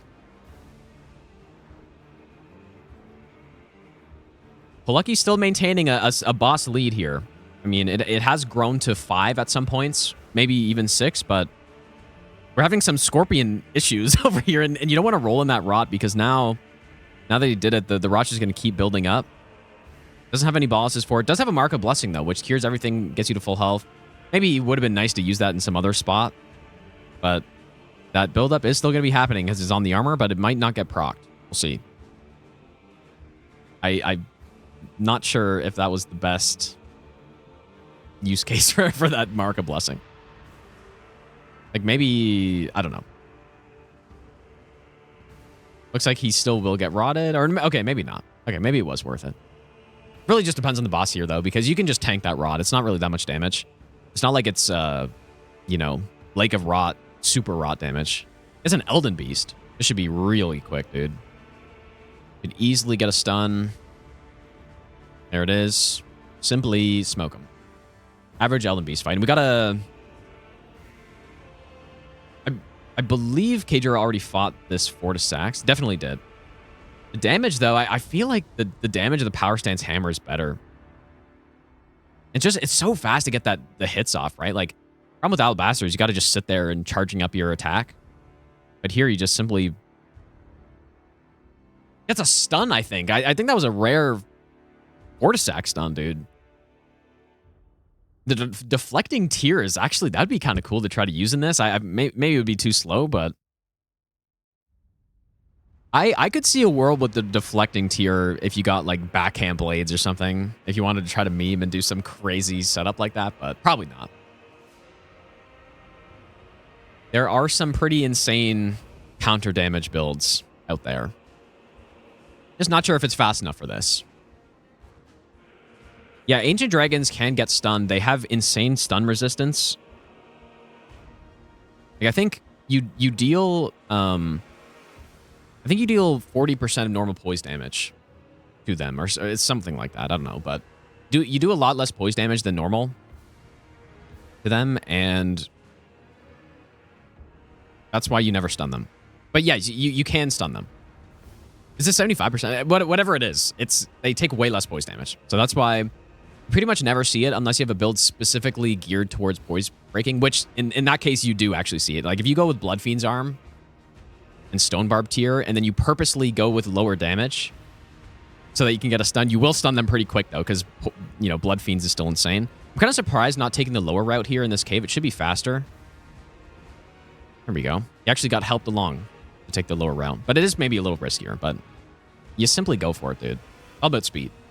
But no, they actually don't have over 200 poise, but they have over 200 effective poise though. They still only have 120 poise, and that's one thing in this game that can make bosses seem like they have way more poise than they do, or they're, you know, super hard to stun, is when a boss has poise resistance. Okay, we got that Bale fight happening. Let's see how this works. Should get a stun quicker, but the damage is looking lower than Alabaster R2's. Also, we got a Giant Crusher, dude. We go Giant Crusher plus the Great Club. That's probably pretty good setup. But yeah, and see, this is the difference with getting the stun. Like, Poleuky's going to end up making up a lot of time here. I mean, he's ahead. Well, actually, you know what? That lead is kind of going away here. Only a 2-boss lead. But definitely, that was a much faster Bale fight. And it's because Kayjuro ended up whiffing a bunch of the hits and didn't get the stun on Bale. Poleuky did get it, though. Yeah, Kayjuro going straight to this guy. Gets the snail before the teleport. Very nice. Anyways, yeah, so what I was saying is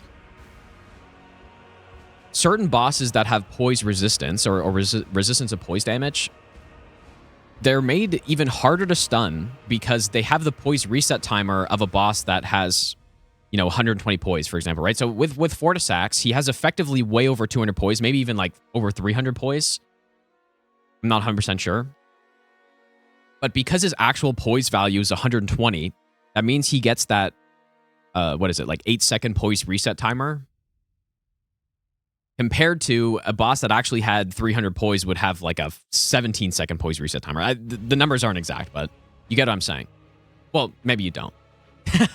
Because I guess the main thing is in this game, the way poise works with the reset timer is the more, in general, the more poise health has, the longer, or a boss has, the longer it takes for the poise to start regenerating. And I mean to start regenerating, not to regenerate fully, because then that might be obvious. But no, to actually start regenerating, it takes longer if you have more poise. So Radahn has like 200 poise. It takes like 15 seconds before his poise starts to come back. So even though he has a lot of poise, it's easy to poise break him. Whereas a boss like Consort has 120 poise, but he has a reset timer of a boss with like 80 poise or something like that, right? So it's very hard to do it, essentially. We got a Mimic tier. I believe we got the weapons unequipped in time. Yeah, very nice. And Mimic is so annoying. NPCs are just so annoying, dude. Yeah, doing these like 2 attacks in a row probably isn't going to land very often. Roll catches are good. Kindred of Rot getting in the way as well. What if that Beast Claw Ash of War would do work here? I don't know. Like, it might launch him in the air. He's having a really hard time hitting the Mimic, dude. Classic NPC. There you go. Get those roll catches going. But yeah, hammers are not exactly the best roll catching weapons. Nice jump from Kayjuro on that attack. But again, I would rather see probably right now the dual Great Hammers. That jump attack probably would have been more damage, but very, very minor difference on a kill like that. I think I saw the was it the windy crystal tier? Or was it the winged? Okay, so we're going to be taking the Bellum Highway route up to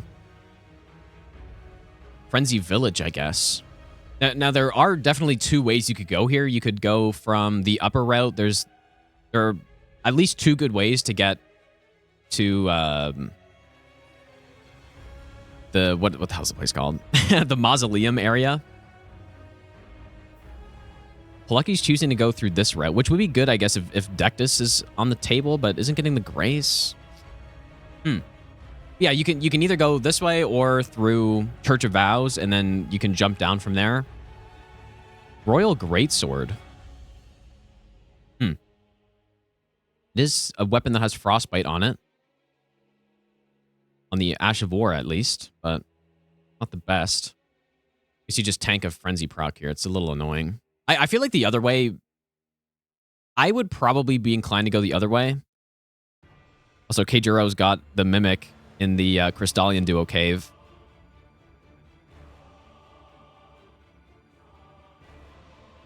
Much cleaner fight, like way higher damage this time. And you know what? Putting the weapon in the left hand is really smart because it makes the Mimic really dumb.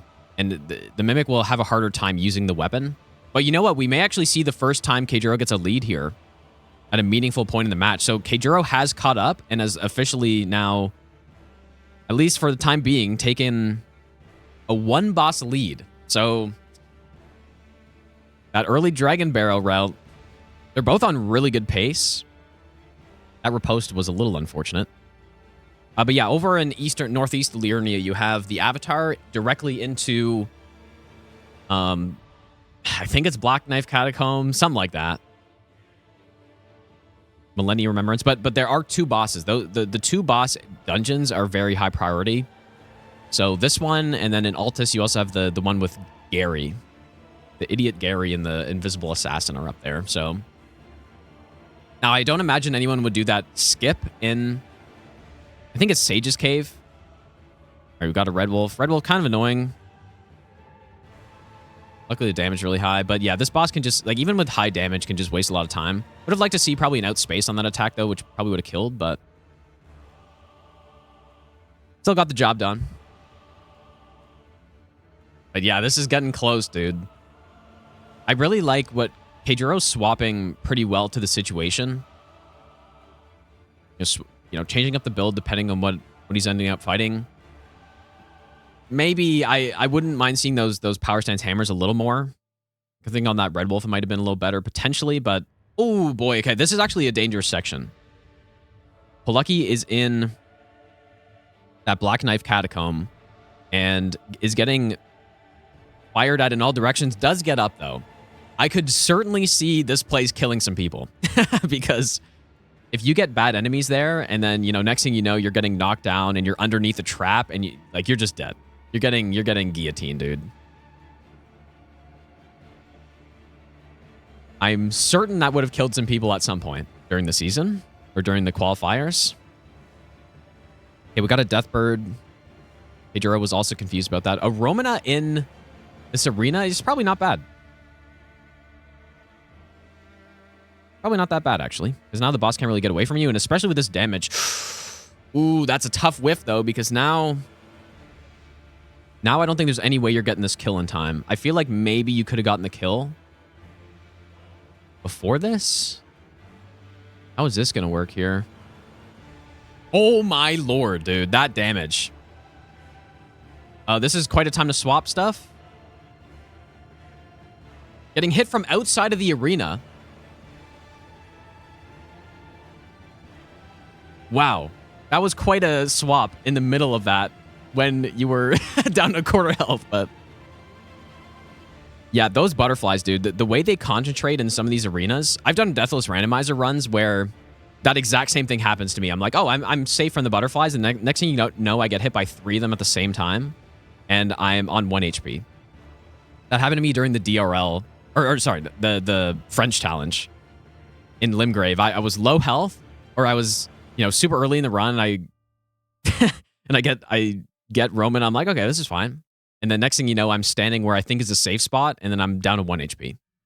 And that was extremely close. But a nice kill, though. But it's not over yet. I wouldn't mind a heal. There are enemies down here as well. This Dragonkin should get smoked. Oh, boy, dude.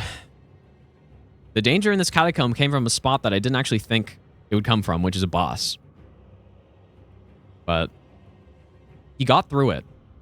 But Kayjuro has taken a 2-boss lead all of a sudden with a higher level character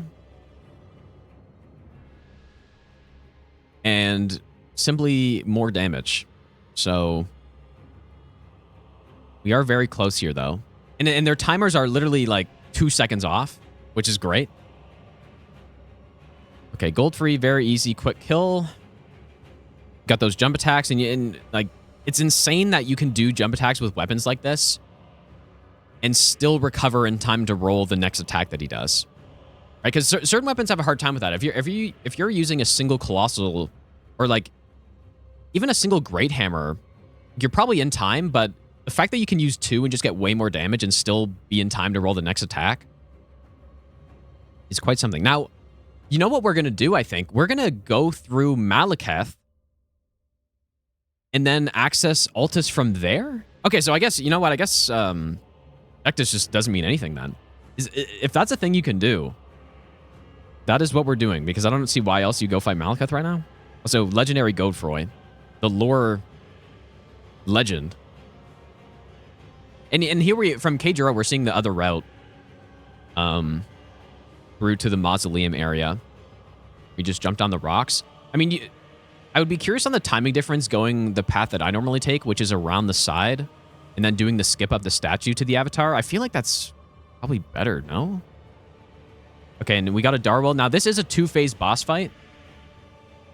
So we are going to see another boss, which is, like, in this format, you don't really see that very often, I think.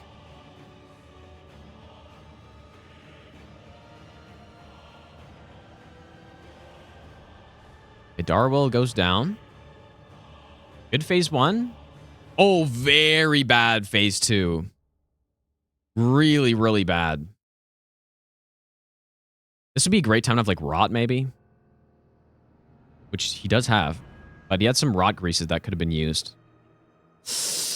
Okay, well, luckily the damage now is going to be increased now that the brace is broken. But this is also some, like, falling off the edge potential if you get moved in the wrong way. Like, right here, this... Oh, like, if you were on the wrong side of that foot, dude. But yeah, actually, you know what? The damage is pretty good, so... Yeah, phase 2 Fire Giant for sure would have been worse, but it's kind of getting memed here. You need to be far away enough for Fire Giant to actually do his thing. But yeah, this is a slow fight, dude. But you have to do it, and unless you get Deathless. And maybe Deathless would have been the path instead. We got to be really careful here. Oh, the double roll, dude.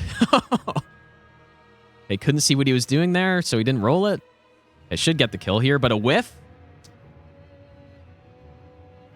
Nice. Okay, well, you got the kill. So now that means we have access to Altus, but... And a good amount of money, too. I'm not sure what other effect that has on this. Because you wouldn't go into Lane Del, but does that mean DTS? Is DTS not there anymore now? I don't know. I don't know if that's the thing. Oh, minus DTS. So DTS isn't there anymore. Interesting. But realistically, though, I mean, I don't think that's that big of a sacrifice. But the lead has gone away. And we are getting into the later stages of this where Altus is, you know, you got to start thinking about Altus now. Oh, that was really close right there. Oh my lord, in this catacomb, dude, is so sketchy. Okay, got up, though. Man, there were 2 instances where that guillotine was looking for someone's neck. So yeah, poleuky right now is just backtracking through to get to Altus, I guess. Kind of a slow path, but I mean, there was no full Deathless, so... Unless there was, and it was missed. Because you imagine that, right? That's another thing with... Okay, we got Romana here. This is... This is scary. Nice roll. Does have a lot of active frames that attack. Okay, this is fine. One for those charge R2s. One more charge R2 or one more jump attack should stun. Or like literally any attack, basically. Nice. Another charge R2. Beautiful, dude. Look at this. And another charge R2 is safe. Simple. Wow, really clean, dude. That's how it's done. That's what happens, man. There were a couple whiffs in the other fight. Didn't get the stun in time. That's a very common theme in this, I guess, isn't it? Okay, so DTS is I guess, just not there. That's interesting. I've never encountered this situation before where I where I go from Ashen Capital into Altus, but we're here. There's a hero's grave below plus the pot cave, but kind of slow, so I guess not doing those.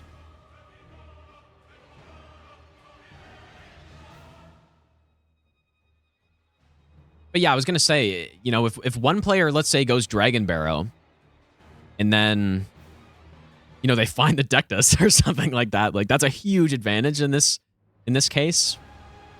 That's the tricky part about this format, is if your opponent takes a route and they get lucky, because that's what it is. It's not like skill that you're like, oh, I'm gonna go here first and see if this thing's here. You know, sometimes you just get lucky and, oh, there's full Deathless and my opponent's never gonna find this, or they just happen to didn't take the same route, and so now you basically win. Blackblade Kindred for the Deathbird. Have to be very careful. There are at least 3 groups of enemies here. Looks like has oh my god, that stun, dude. You love the strike damage on the, like, this is pretty much the best build you can go with on a gargoyle like this. Like, double big strength or double big bonk weapons. Another whiff. There you go. Very nice. Gonna go back now to the merchant. Go kill the Bellring Hunter, and then, you know, probably we're gonna see a path from here down to Lanciax and the Black Knife Assassin. I mean, the order you do that in maybe changes depending on... We've got Mimic. Mimic and Kayjuro did swap. So, yeah, the path could change depending on where you're going, because you can take the path down to the trio of bosses that's at the highway area. The main entrance to Capital Outskirts. Where you have, you know, the Miranda... Omen Killer plus Falling Star Beast plus the Tree Sentinel duo.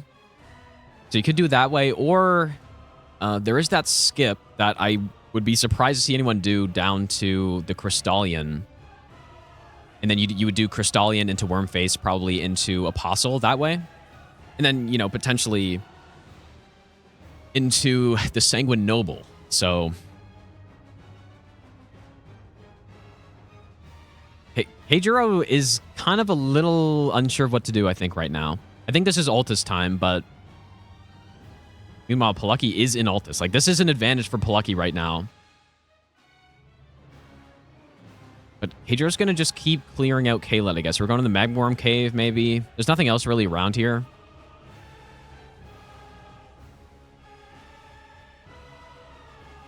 You know, checking what he's got.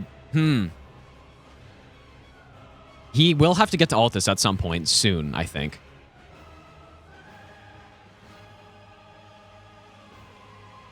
Because you don't want to find I don't think you want to find yourself running out of time when you're doing kind of some of these easier boss chains in Altus. Or when I say easier, I mean just like faster, more bosses in a row.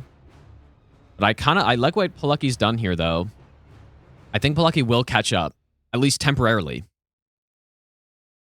Temporarily will catch up, but how quickly will Kayjuro get into Altus? Like, I think it has to be pretty much now, or after this boss at least. But this is not like not the fastest boss.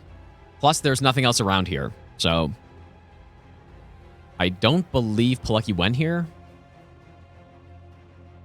Okay, so it looks like, yeah, poleuky picks up the Grace, goes. There's normally an assassin here, and we got Godric. I think Godfrey was already there. There's the Hero of Zamor in the Hero's Grave, but I highly doubt people are going to do that. But you know what, though? It's... Yeah, there's no way, right? Oh, you know what? I guess poleuky did come here. We did see the Rolana earlier. See, what I would like to see is those double hammers with jump attacks here. Like, you can jump over a lot of her attacks. Gets a stun, though. Very nice, dude. That horizontal swing is really good on her when she does the side steps. Wow, that's actually a really nice kill, dude.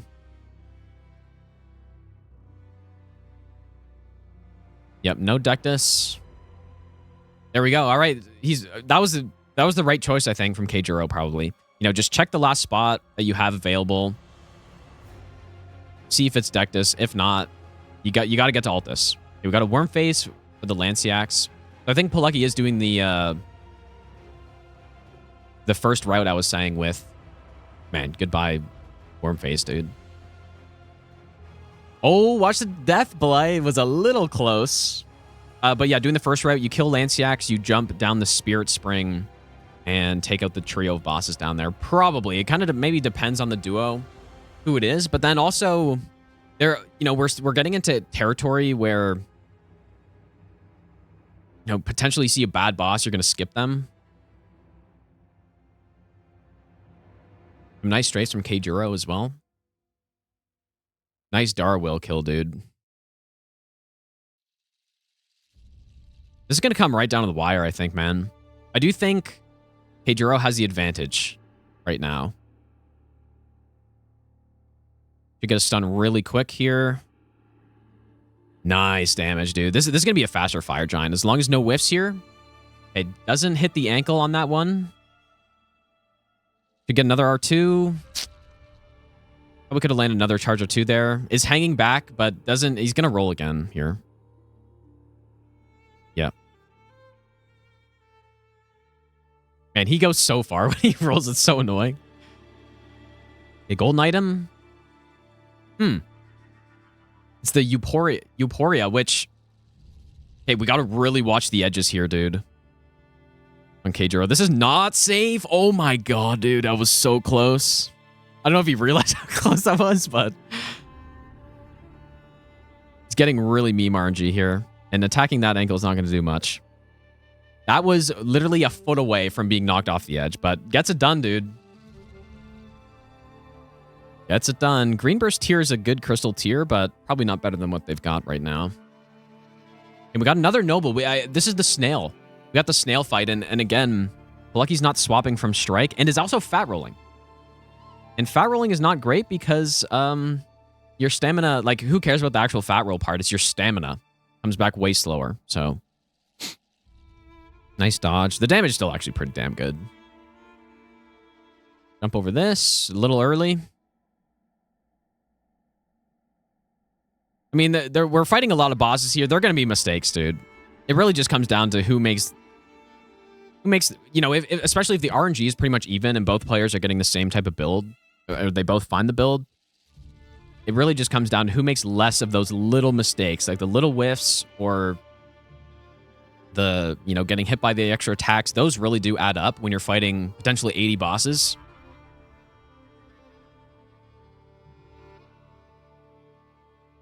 So who will... I mean, they both have had their fair share of whiffs and like slight time losses. So, and it's just going to happen. There are too many bosses to not have that happen. So, all right, who is this duo boss? We got one of the red bears and some NPC that I really don't like the look of. I hate NPCs, dude. Dancer. That's probably fine.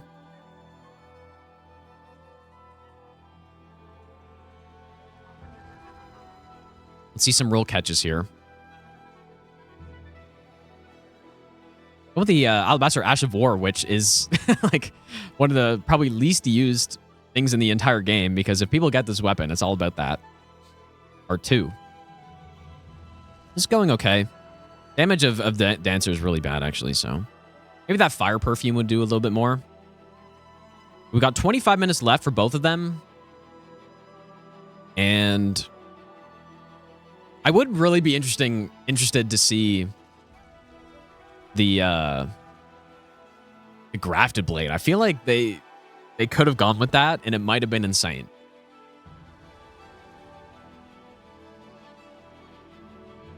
But this is also great too. Honestly, don't even bother repost on these guys, yeah. No point. The repost window, like, actually getting the repost on the red bears is quite inconsistent. And the repost window is smaller than it even looks. So it's just, I don't know. Greatsword of Solitude. Greatsword de la Solitude. All right, we got Magmor Makar. Doesn't jump that. Quick stun. Yeah, the bosses, like the bosses are starting to actually have some health here. Kayjuro, meanwhile, is approaching that Kindred. So temporarily, they are tied on bosses right now. I definitely would have preferred to see a swap to the Great Hammers here. Great Hammers are definitely better. Okay, this could do a lot of damage here. If you're not careful. Nice. Yeah, definitely Lucky showing that the Great Hammers with Strike are the better call here. It's a random imp. Gotta be careful that like Kindreds can do a lot of damage. Especially their Scream does the Destined Death effect when he goes to Axe phase. And so if you get comboed from that Scream into the Axe Slam into the ground AoE, you're pretty much dead. A nice kill there. Definitely slower though. But retakes a one boss lead. Knight's Cavalry on the main highway in Altus is to be a Mariner, which Strike is also good for. Like that's another thing with this. I've kind of mentioned it before, but just having a variety of damage types even in this format is a good call. Like unless you have kind of a eruption, unless you have just one of those weapons like Death's Poker that's pretty much good everywhere. You want to have a good variety of damage types, and having strike damage is important, I think. But you know what? Like having slash would be good too, potentially for your fighting. If you're fighting those nobles, it really just depends. Like some sort of slash bleed build. But you know, if you're going with a slash bleed build, such as I don't know, like say you got like Scavenger Curve Swords or Falks or something like that, which is probably more likely. This is very awkward Avatar fight here. Yeah, if you start fighting against a Crystallian boss, you're gonna have a hard time. So you want to have a variety of damage types. We're gonna have a Gillica. Dude, this is close. I mean, maybe slight edge right now to Kayjuro, I think, but yeah, see, this is a fight where, you know, having that strike is great. Another whiff there, though. Makes it up with that double hit. Fortunately, didn't strafe around this fire tax. I can't really do anything for now. Throws a knife. Okay, good stuff.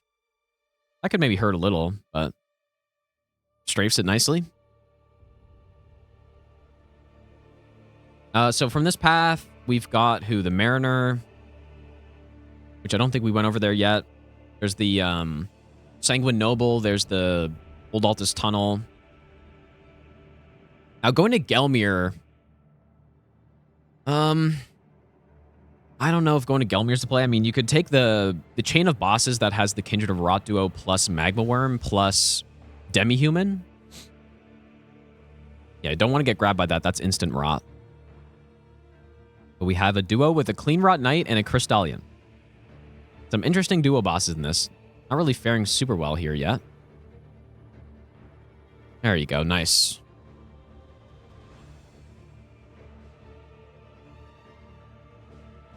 Kayjuro gets smoked by that Godric opening move. Insane telegraph attack. I guess I didn't mention there's also on that chain, there is the Lightning Watchdog, but all of those are slow. So I'd be surprised to see anyone do it. Like maybe if you had an insane run where you just had so much time at the end, maybe, but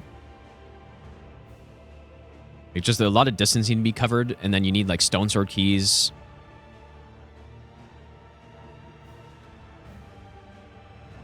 All right, Poleuky's going towards the Sage's Cave now. I imagine you don't do the Unsightly Catacomb, which looks like probably not, unless you just run straight from the cave, maybe. But you also need more Stone Swords. You need double Stone Sword for that as well. A little drop here that I guess I've never seen before. It's not bad.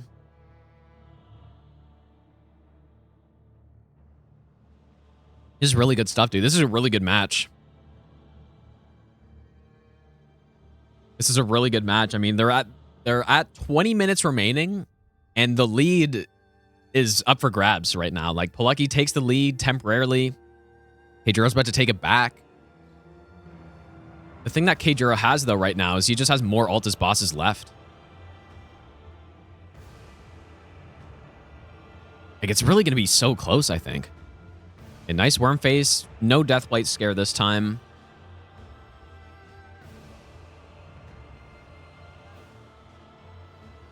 We didn't see we didn't see this skip in Sage's Cave, which is not surprising at all. There's a skip in Sage's Cave where you can just jump straight to the Esger fight. But it is it's FPS dependent, apparently. But even then, even if you cap your FPS at 60,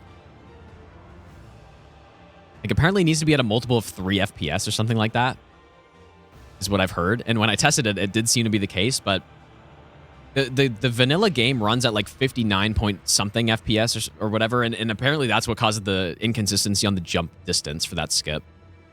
So yeah, especially, yeah, considering we're doing an event, there wouldn't be any FPS caps allowed. Like, you wouldn't be able to go to 120 FPS or anything like that, so unsurprising, you don't want to just leave your run to RNG, unless maybe, I don't know, maybe if you're doing you know, one of the qualifier seeds and you're right at the end of the run and you have 30 seconds left, that's when you do it, right? If you got, you know, you have nothing else, you're going to Sage's Cave, 30 seconds left, that is when you do it. But other than that, probably not. All right, we got the Apostle. So this is back to the Snail. This is kind of a slow fight. I wouldn't mind seeing some outspaces and charged R2s. Yeah, the whiff, dude. Not a good whiff to have. It should kill. Nice.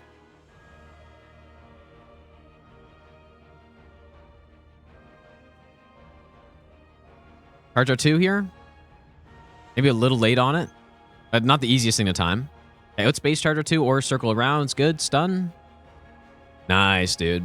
Very nice noble kill. Definitely, I think, was a little bit faster than the double strike damage. Nice work. We do have the noble OST going. That is true.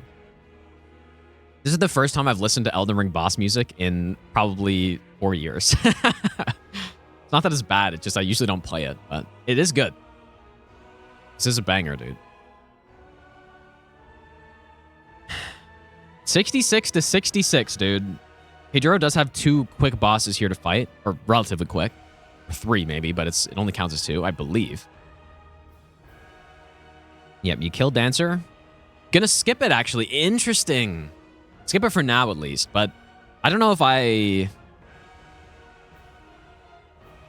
agree with that. I mean, it's maybe Dancer's a little slow, but he did go to fight Nile earlier, who's definitely way slower.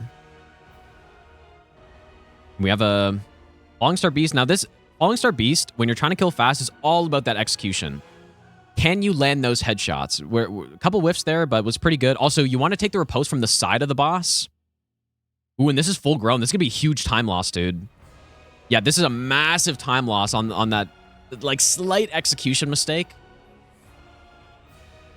And that's a huge time. Well, huge, I say. It's like maybe 20 seconds, but that's still big. In a game that's this close, those little mistakes matter, dude. Yeah, you basically want to crouch and take the riposte from the side of the boss, like almost behind the boss's head. Way more consistent to get it than going to the front. This game is dumb, and there are just a bunch of cases like that. Where the riposte, you actually want to take the riposte from not where it says to. But the thing is, we've seen those types of mistakes from both players so far, and mostly they've been very clean. But they just had a few little, you know, like miss a stun, boss teleports away type of thing. That's what I was saying earlier. The execution on bosses, you can't whiff. You can't miss those ripostes, because it could come down to the wire, dude. We're tied on bosses.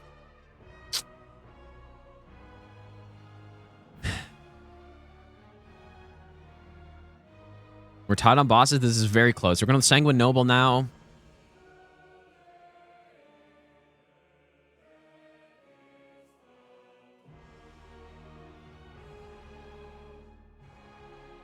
And then Kayjuro is also going to the Knight's Cavalry. I guess probably... Well, no, there is Godefroy down there, which probably should be done here. I don't know if we saw poleuky do it, but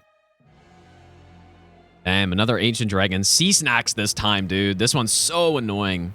But jump attack's very good again here, though, because you can jump over these lightning AoEs on the attacks, but it is kind of terrain dependent. But there's a skip down to Godfroy. But I guess it kind of depends on the route, whether or not you're going to just go like straight to Gillica. I feel like you probably do. Yeah, he's going to do the Godfroy skip right now. Yeah, Godfroy's fast. There are a couple different versions of the skip as well. Very nice, dude. Very nice skip. These are going to be some really good scores here, dude. I mean, we could see an 80. Like, we could see in the 80s potentially. 14 minutes left. Does have the Stone Sword key. If they have equal score, so the tiebreaker is based on who killed the last boss the soonest. Gets stomped by balls. Who killed the last boss the soonest? And then if they tied on that, which is very unlikely, but then it goes to basically the next boss. If they're tied. Using that eruption. I kind of like that, but got bad RNG here. All right, 69 bosses.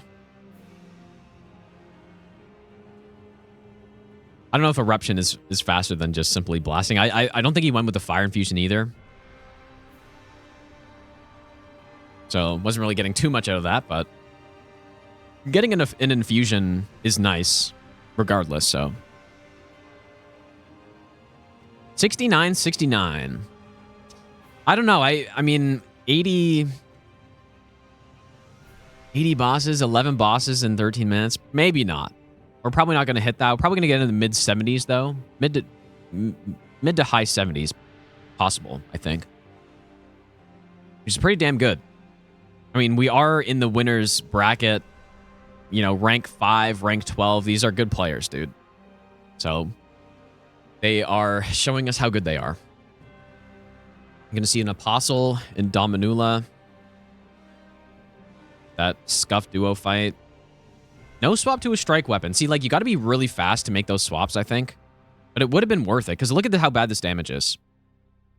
And again, the way the Crystallians work, you need to get a poise break for them to go to their base resistances, the damage types, but strike remains the same. We got a Moog, who is kind of blasting. And a whiff. And half a hit, I think. Okay, we got to be a little careful here. Poleuky's playing a little reckless, I think. No heals, dude. Let's even get those headshots, maybe. Extra post.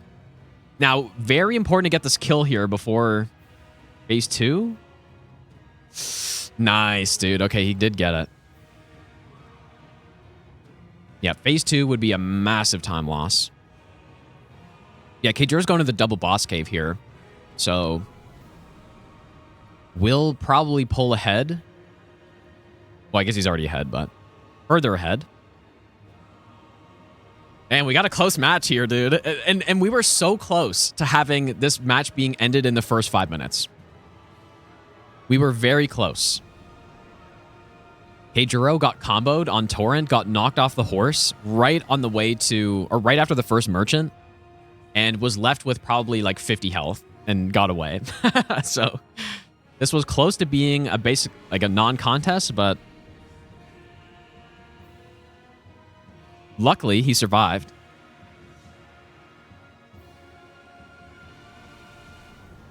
Luckily survived, and we have a very close match. I honestly, I don't know who's in the lead right now.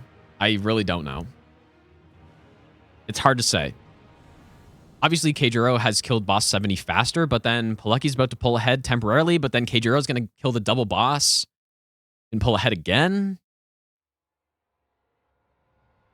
I don't know who's played cleaner, dude. They both played pretty clean. I think it really, that early Dragon Barrow is going to be the decider. Like, did that save enough time? Was fighting Nile the right decision? Because, yeah, poleuky right now, I guess, is done with all the Alta stuff. Is going to head to Dragon Barrow now. where there are a lot of quick bosses, but I'm going to assume we're going to see a skip on some of them. Definitely not the Curse Blade. Curse Blade should be really quick. It's a good boss. Low health. Easy to stun.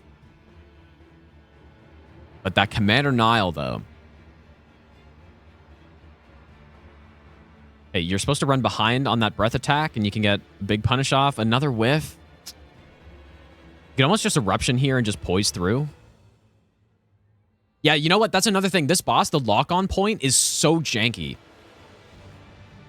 And if you're point blank on the boss, your character will turn around. So you need to just, like, not lock on this boss ever. But definitely not going so cleanly right now. Like, just lock off and just bonk, dude, is what you want to do. Getting a lot of slow attacks. Jump attack here. Okay. Not the cleanest. Not the cleanest kill, but got it done. Kayjuro still maintains the time advantage here. 72 to 72. Honestly, the thing is, poleuky's got a much better build for this Commander Nile if he chooses to do it. The Crystal Darts, I guess, were a choice, but I don't think it's actually going to save any time. Oh, okay, maybe. Again, having the fast ability, or the ability to quickly swap weapons probably would be nice right there to swap to the strike damage, but still fast anyways. Okay, we got the Edred fight. Damage isn't great, but should see some stuns. No knockdown. Nice jump attack, dude. Beautiful. Just keep jump attacking, dude. That's the name of the game, isn't it? It's L2 Den Ring, but then it's also jump L1 Den Ring, simply.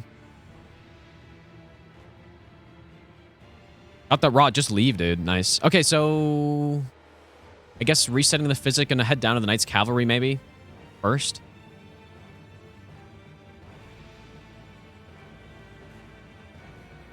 Which is, we know, is the Bell-Bearing Hunter. Old Altus Tunnel from Kayjuro as well. Gonna do the little jump down.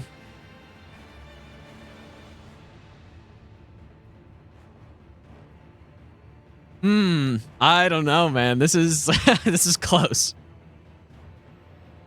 Kayjuro maintains a slight lead.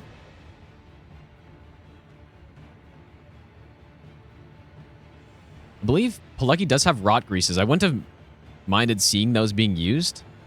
Not, like, just while you're on horse, it's not really a huge time waste, but then you might save a hit on a boss, just proc rot a little bit quicker, especially some of these tankier fights, where it'd make a bigger difference. But, I mean, this is going pretty damn well. Definitely much faster Bell-Bearing Hunter than what Kayjuro had earlier in the game. Yeah, almost just leave now. Like, once that rot starts going, you can pretty much just leave, and then they'll just die. A very clean Falling Star Beast here as well. Poleuky takes the lead, but then Kayjuro takes it right back. Damn, neck and neck, dude. That was a nice Falling Star Beast right there. At least from the little I saw, but I'm assuming because I saw so little of it, it meant it was good. Like, you can really see the, you know, in some cases, one player fights a boss a little bit cleaner, makes up some time, but then, you know, they have a little bit of a weaker fight somewhere else, and then the opponent has a cleaner fight there, and it's just a little faster. Okay, what's the choice here? Gonna go do it.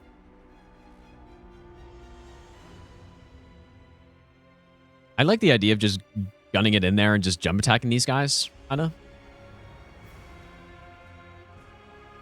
Uh-oh. But yeah, maybe that's why you don't do it, because they have a shit ton of damage, and now they're defense buffed as well. He's just trying to create some separation. This is not going so well. There you go. That's not... Doesn't get the first kill somehow. There we go. Gets it.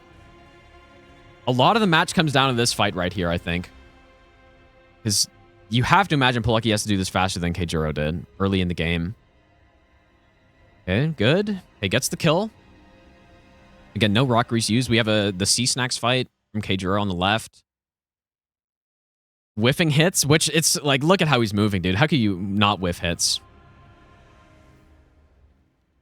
You can actually stand kind of like behind Niall when he does this, and you can get a little bit closer and do a couple of, well, at least one attack before he does this jump.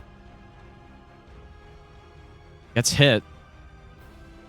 Niall's doing a lot of damage. This is where that rot, dude, especially on Niall, who's kind of a slower fight. He gets the early stun, but does cancel the spinny attack. Sea Snacks is dead. The boss lead grows to 1 here. 5 minutes left in the match. So I guess doesn't cancel it. He's got to pray for that rot proc soon, dude. That rot proc is going to be... There it is. Okay, got the rot. This is nice, man. It's really nice to have rot here, I think. He's being way more aggressive as well. Doesn't roll the stomp. And look at the damage, dude. Gets the kill. You know what? That was so much faster, I think, than Kayjuro did. That was so much faster. Tied on 75 bosses. Both under 5 minutes left. That was a nice Niall kill, honestly. Like, once you, you know, maybe aside from the summon part, that was pretty clean.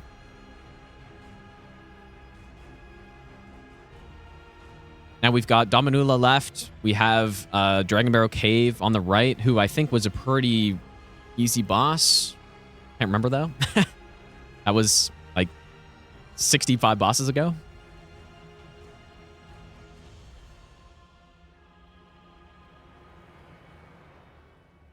And this was the Moog Lord of Blood. So, honestly, Moog Lord of Blood isn't that tanky. Especially when you have a weapon like Alabaster Lord Sword. He kind of just lets you charge R2 constantly. But very important to get that kill in phase 1, which should be no problem here. With this amount of damage. Yeah, strafing around. Gotta watch the terrain on this attack a little bit. Like, see, the angle is a little different than it normally is. But you want to time this stun. And that's what he's going to do. Like, maybe a throwing knife or something. Okay, R2 now. Perfect, dude. Headshot should be easy. Oh, boy. Charge R2 may have been better. Okay, we got a Hippo in this Dragon Barrow Cave. Just fine. Just jump attack spam, simply. Okay, nice kill on Moog. 76 to 75 lead. I mean, late game Hippo maybe isn't the best thing. This needle attack is so garbage, man. But gets another stun. Like, the jump attacks are so good, dude. Can't riposte, though. I want him to start jumping in the air, which he didn't do. Nice. Should get the kill here. Beautiful. No meme attacks. Good kill. 76-76. But Kayjuro killed the 76th boss a little bit faster and is also now going to the worm face into the Duo Crystallian Tunnel, which might be the end of the game. But it like, where does poleuky have to go right now? Is the question. Going to Lakeside, Crystal Cave? I don't know, man. I don't know if that's enough time to catch up here. I think it's... Yeah, Kayjuro smokes the boss. Was the Avatar, I think, right? Just smokes the worm face. Kayjuro also has a little bit more time left. I think that could do it, dude. Because poleuky probably has time for one more boss after this, maybe.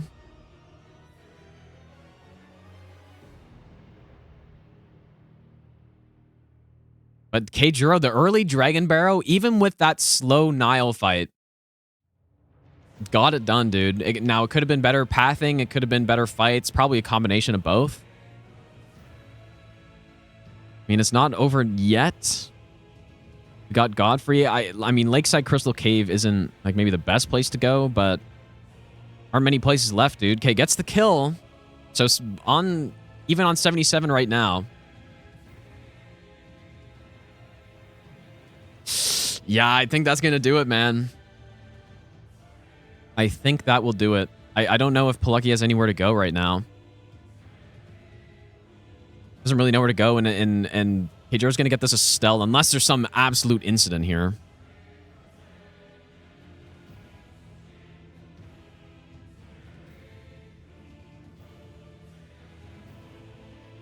Getting kind of memed RNG, but gets the stun. So this is, I think it's done, dude. That could be it.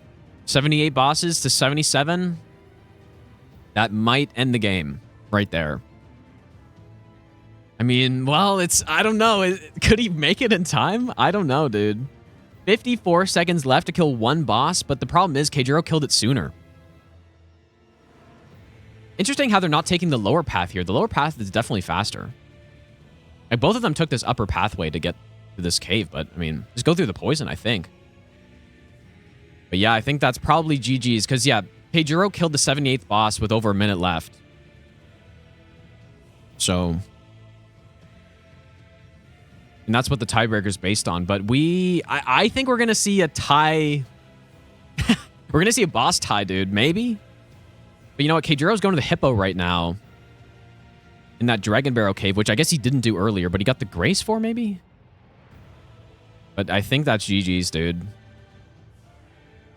And you know what? He will get the kill. 78 to 78, dude. That's crazy. What a game. Wow. What a game. But you know what? Like, that's what I'm saying, man. Those slight mistakes on some of the bosses and maybe just slightly faster kills because Kayjuro had more money. Yeah, and he's got Hippo. You know what? I guess you're right. He's going to get Hippo here. Oh, or not. Oh, would a death? No, death is fine, right? And he doesn't get the kill in time, but it doesn't matter. Wow. What a game that was, dude. That, like, what a great game to commentate, dude. Right at the end, 78-78 the score. Kayjuro just had about a 1 minute advantage. And I don't think they really didn't make many mistakes at all. It was just, it really just came down to just some like slight boss differences, right? Slightly different damage on bosses and yeah, maybe some different routing. But what a game that was, man. No, Hippo kill didn't count. He didn't kill him before the 2-hour time limit. But again, they tied on boss kills, but Kayjuro killed the 78th boss before poleuky did. And that's what the tiebreaker is.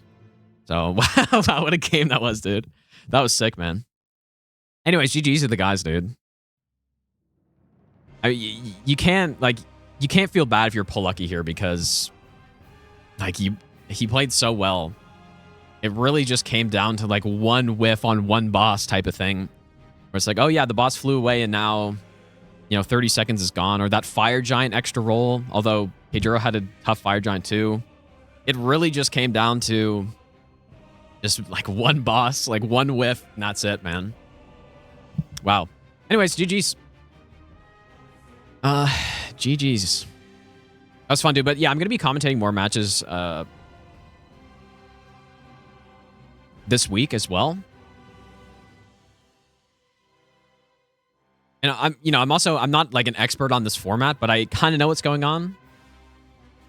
And I will definitely learn more as I watch more matches. But let me see. I've got where does it say that? I forget where well, actually wait. This music is very intense. I've got winners match 4 on Friday, April 17th I'm doing. So this Friday, 3 days. And then I'm also doing a match on Thursday. So, and then there are going to be even more matches, so. Anyways, yeah, GG's guys. That was pretty fun.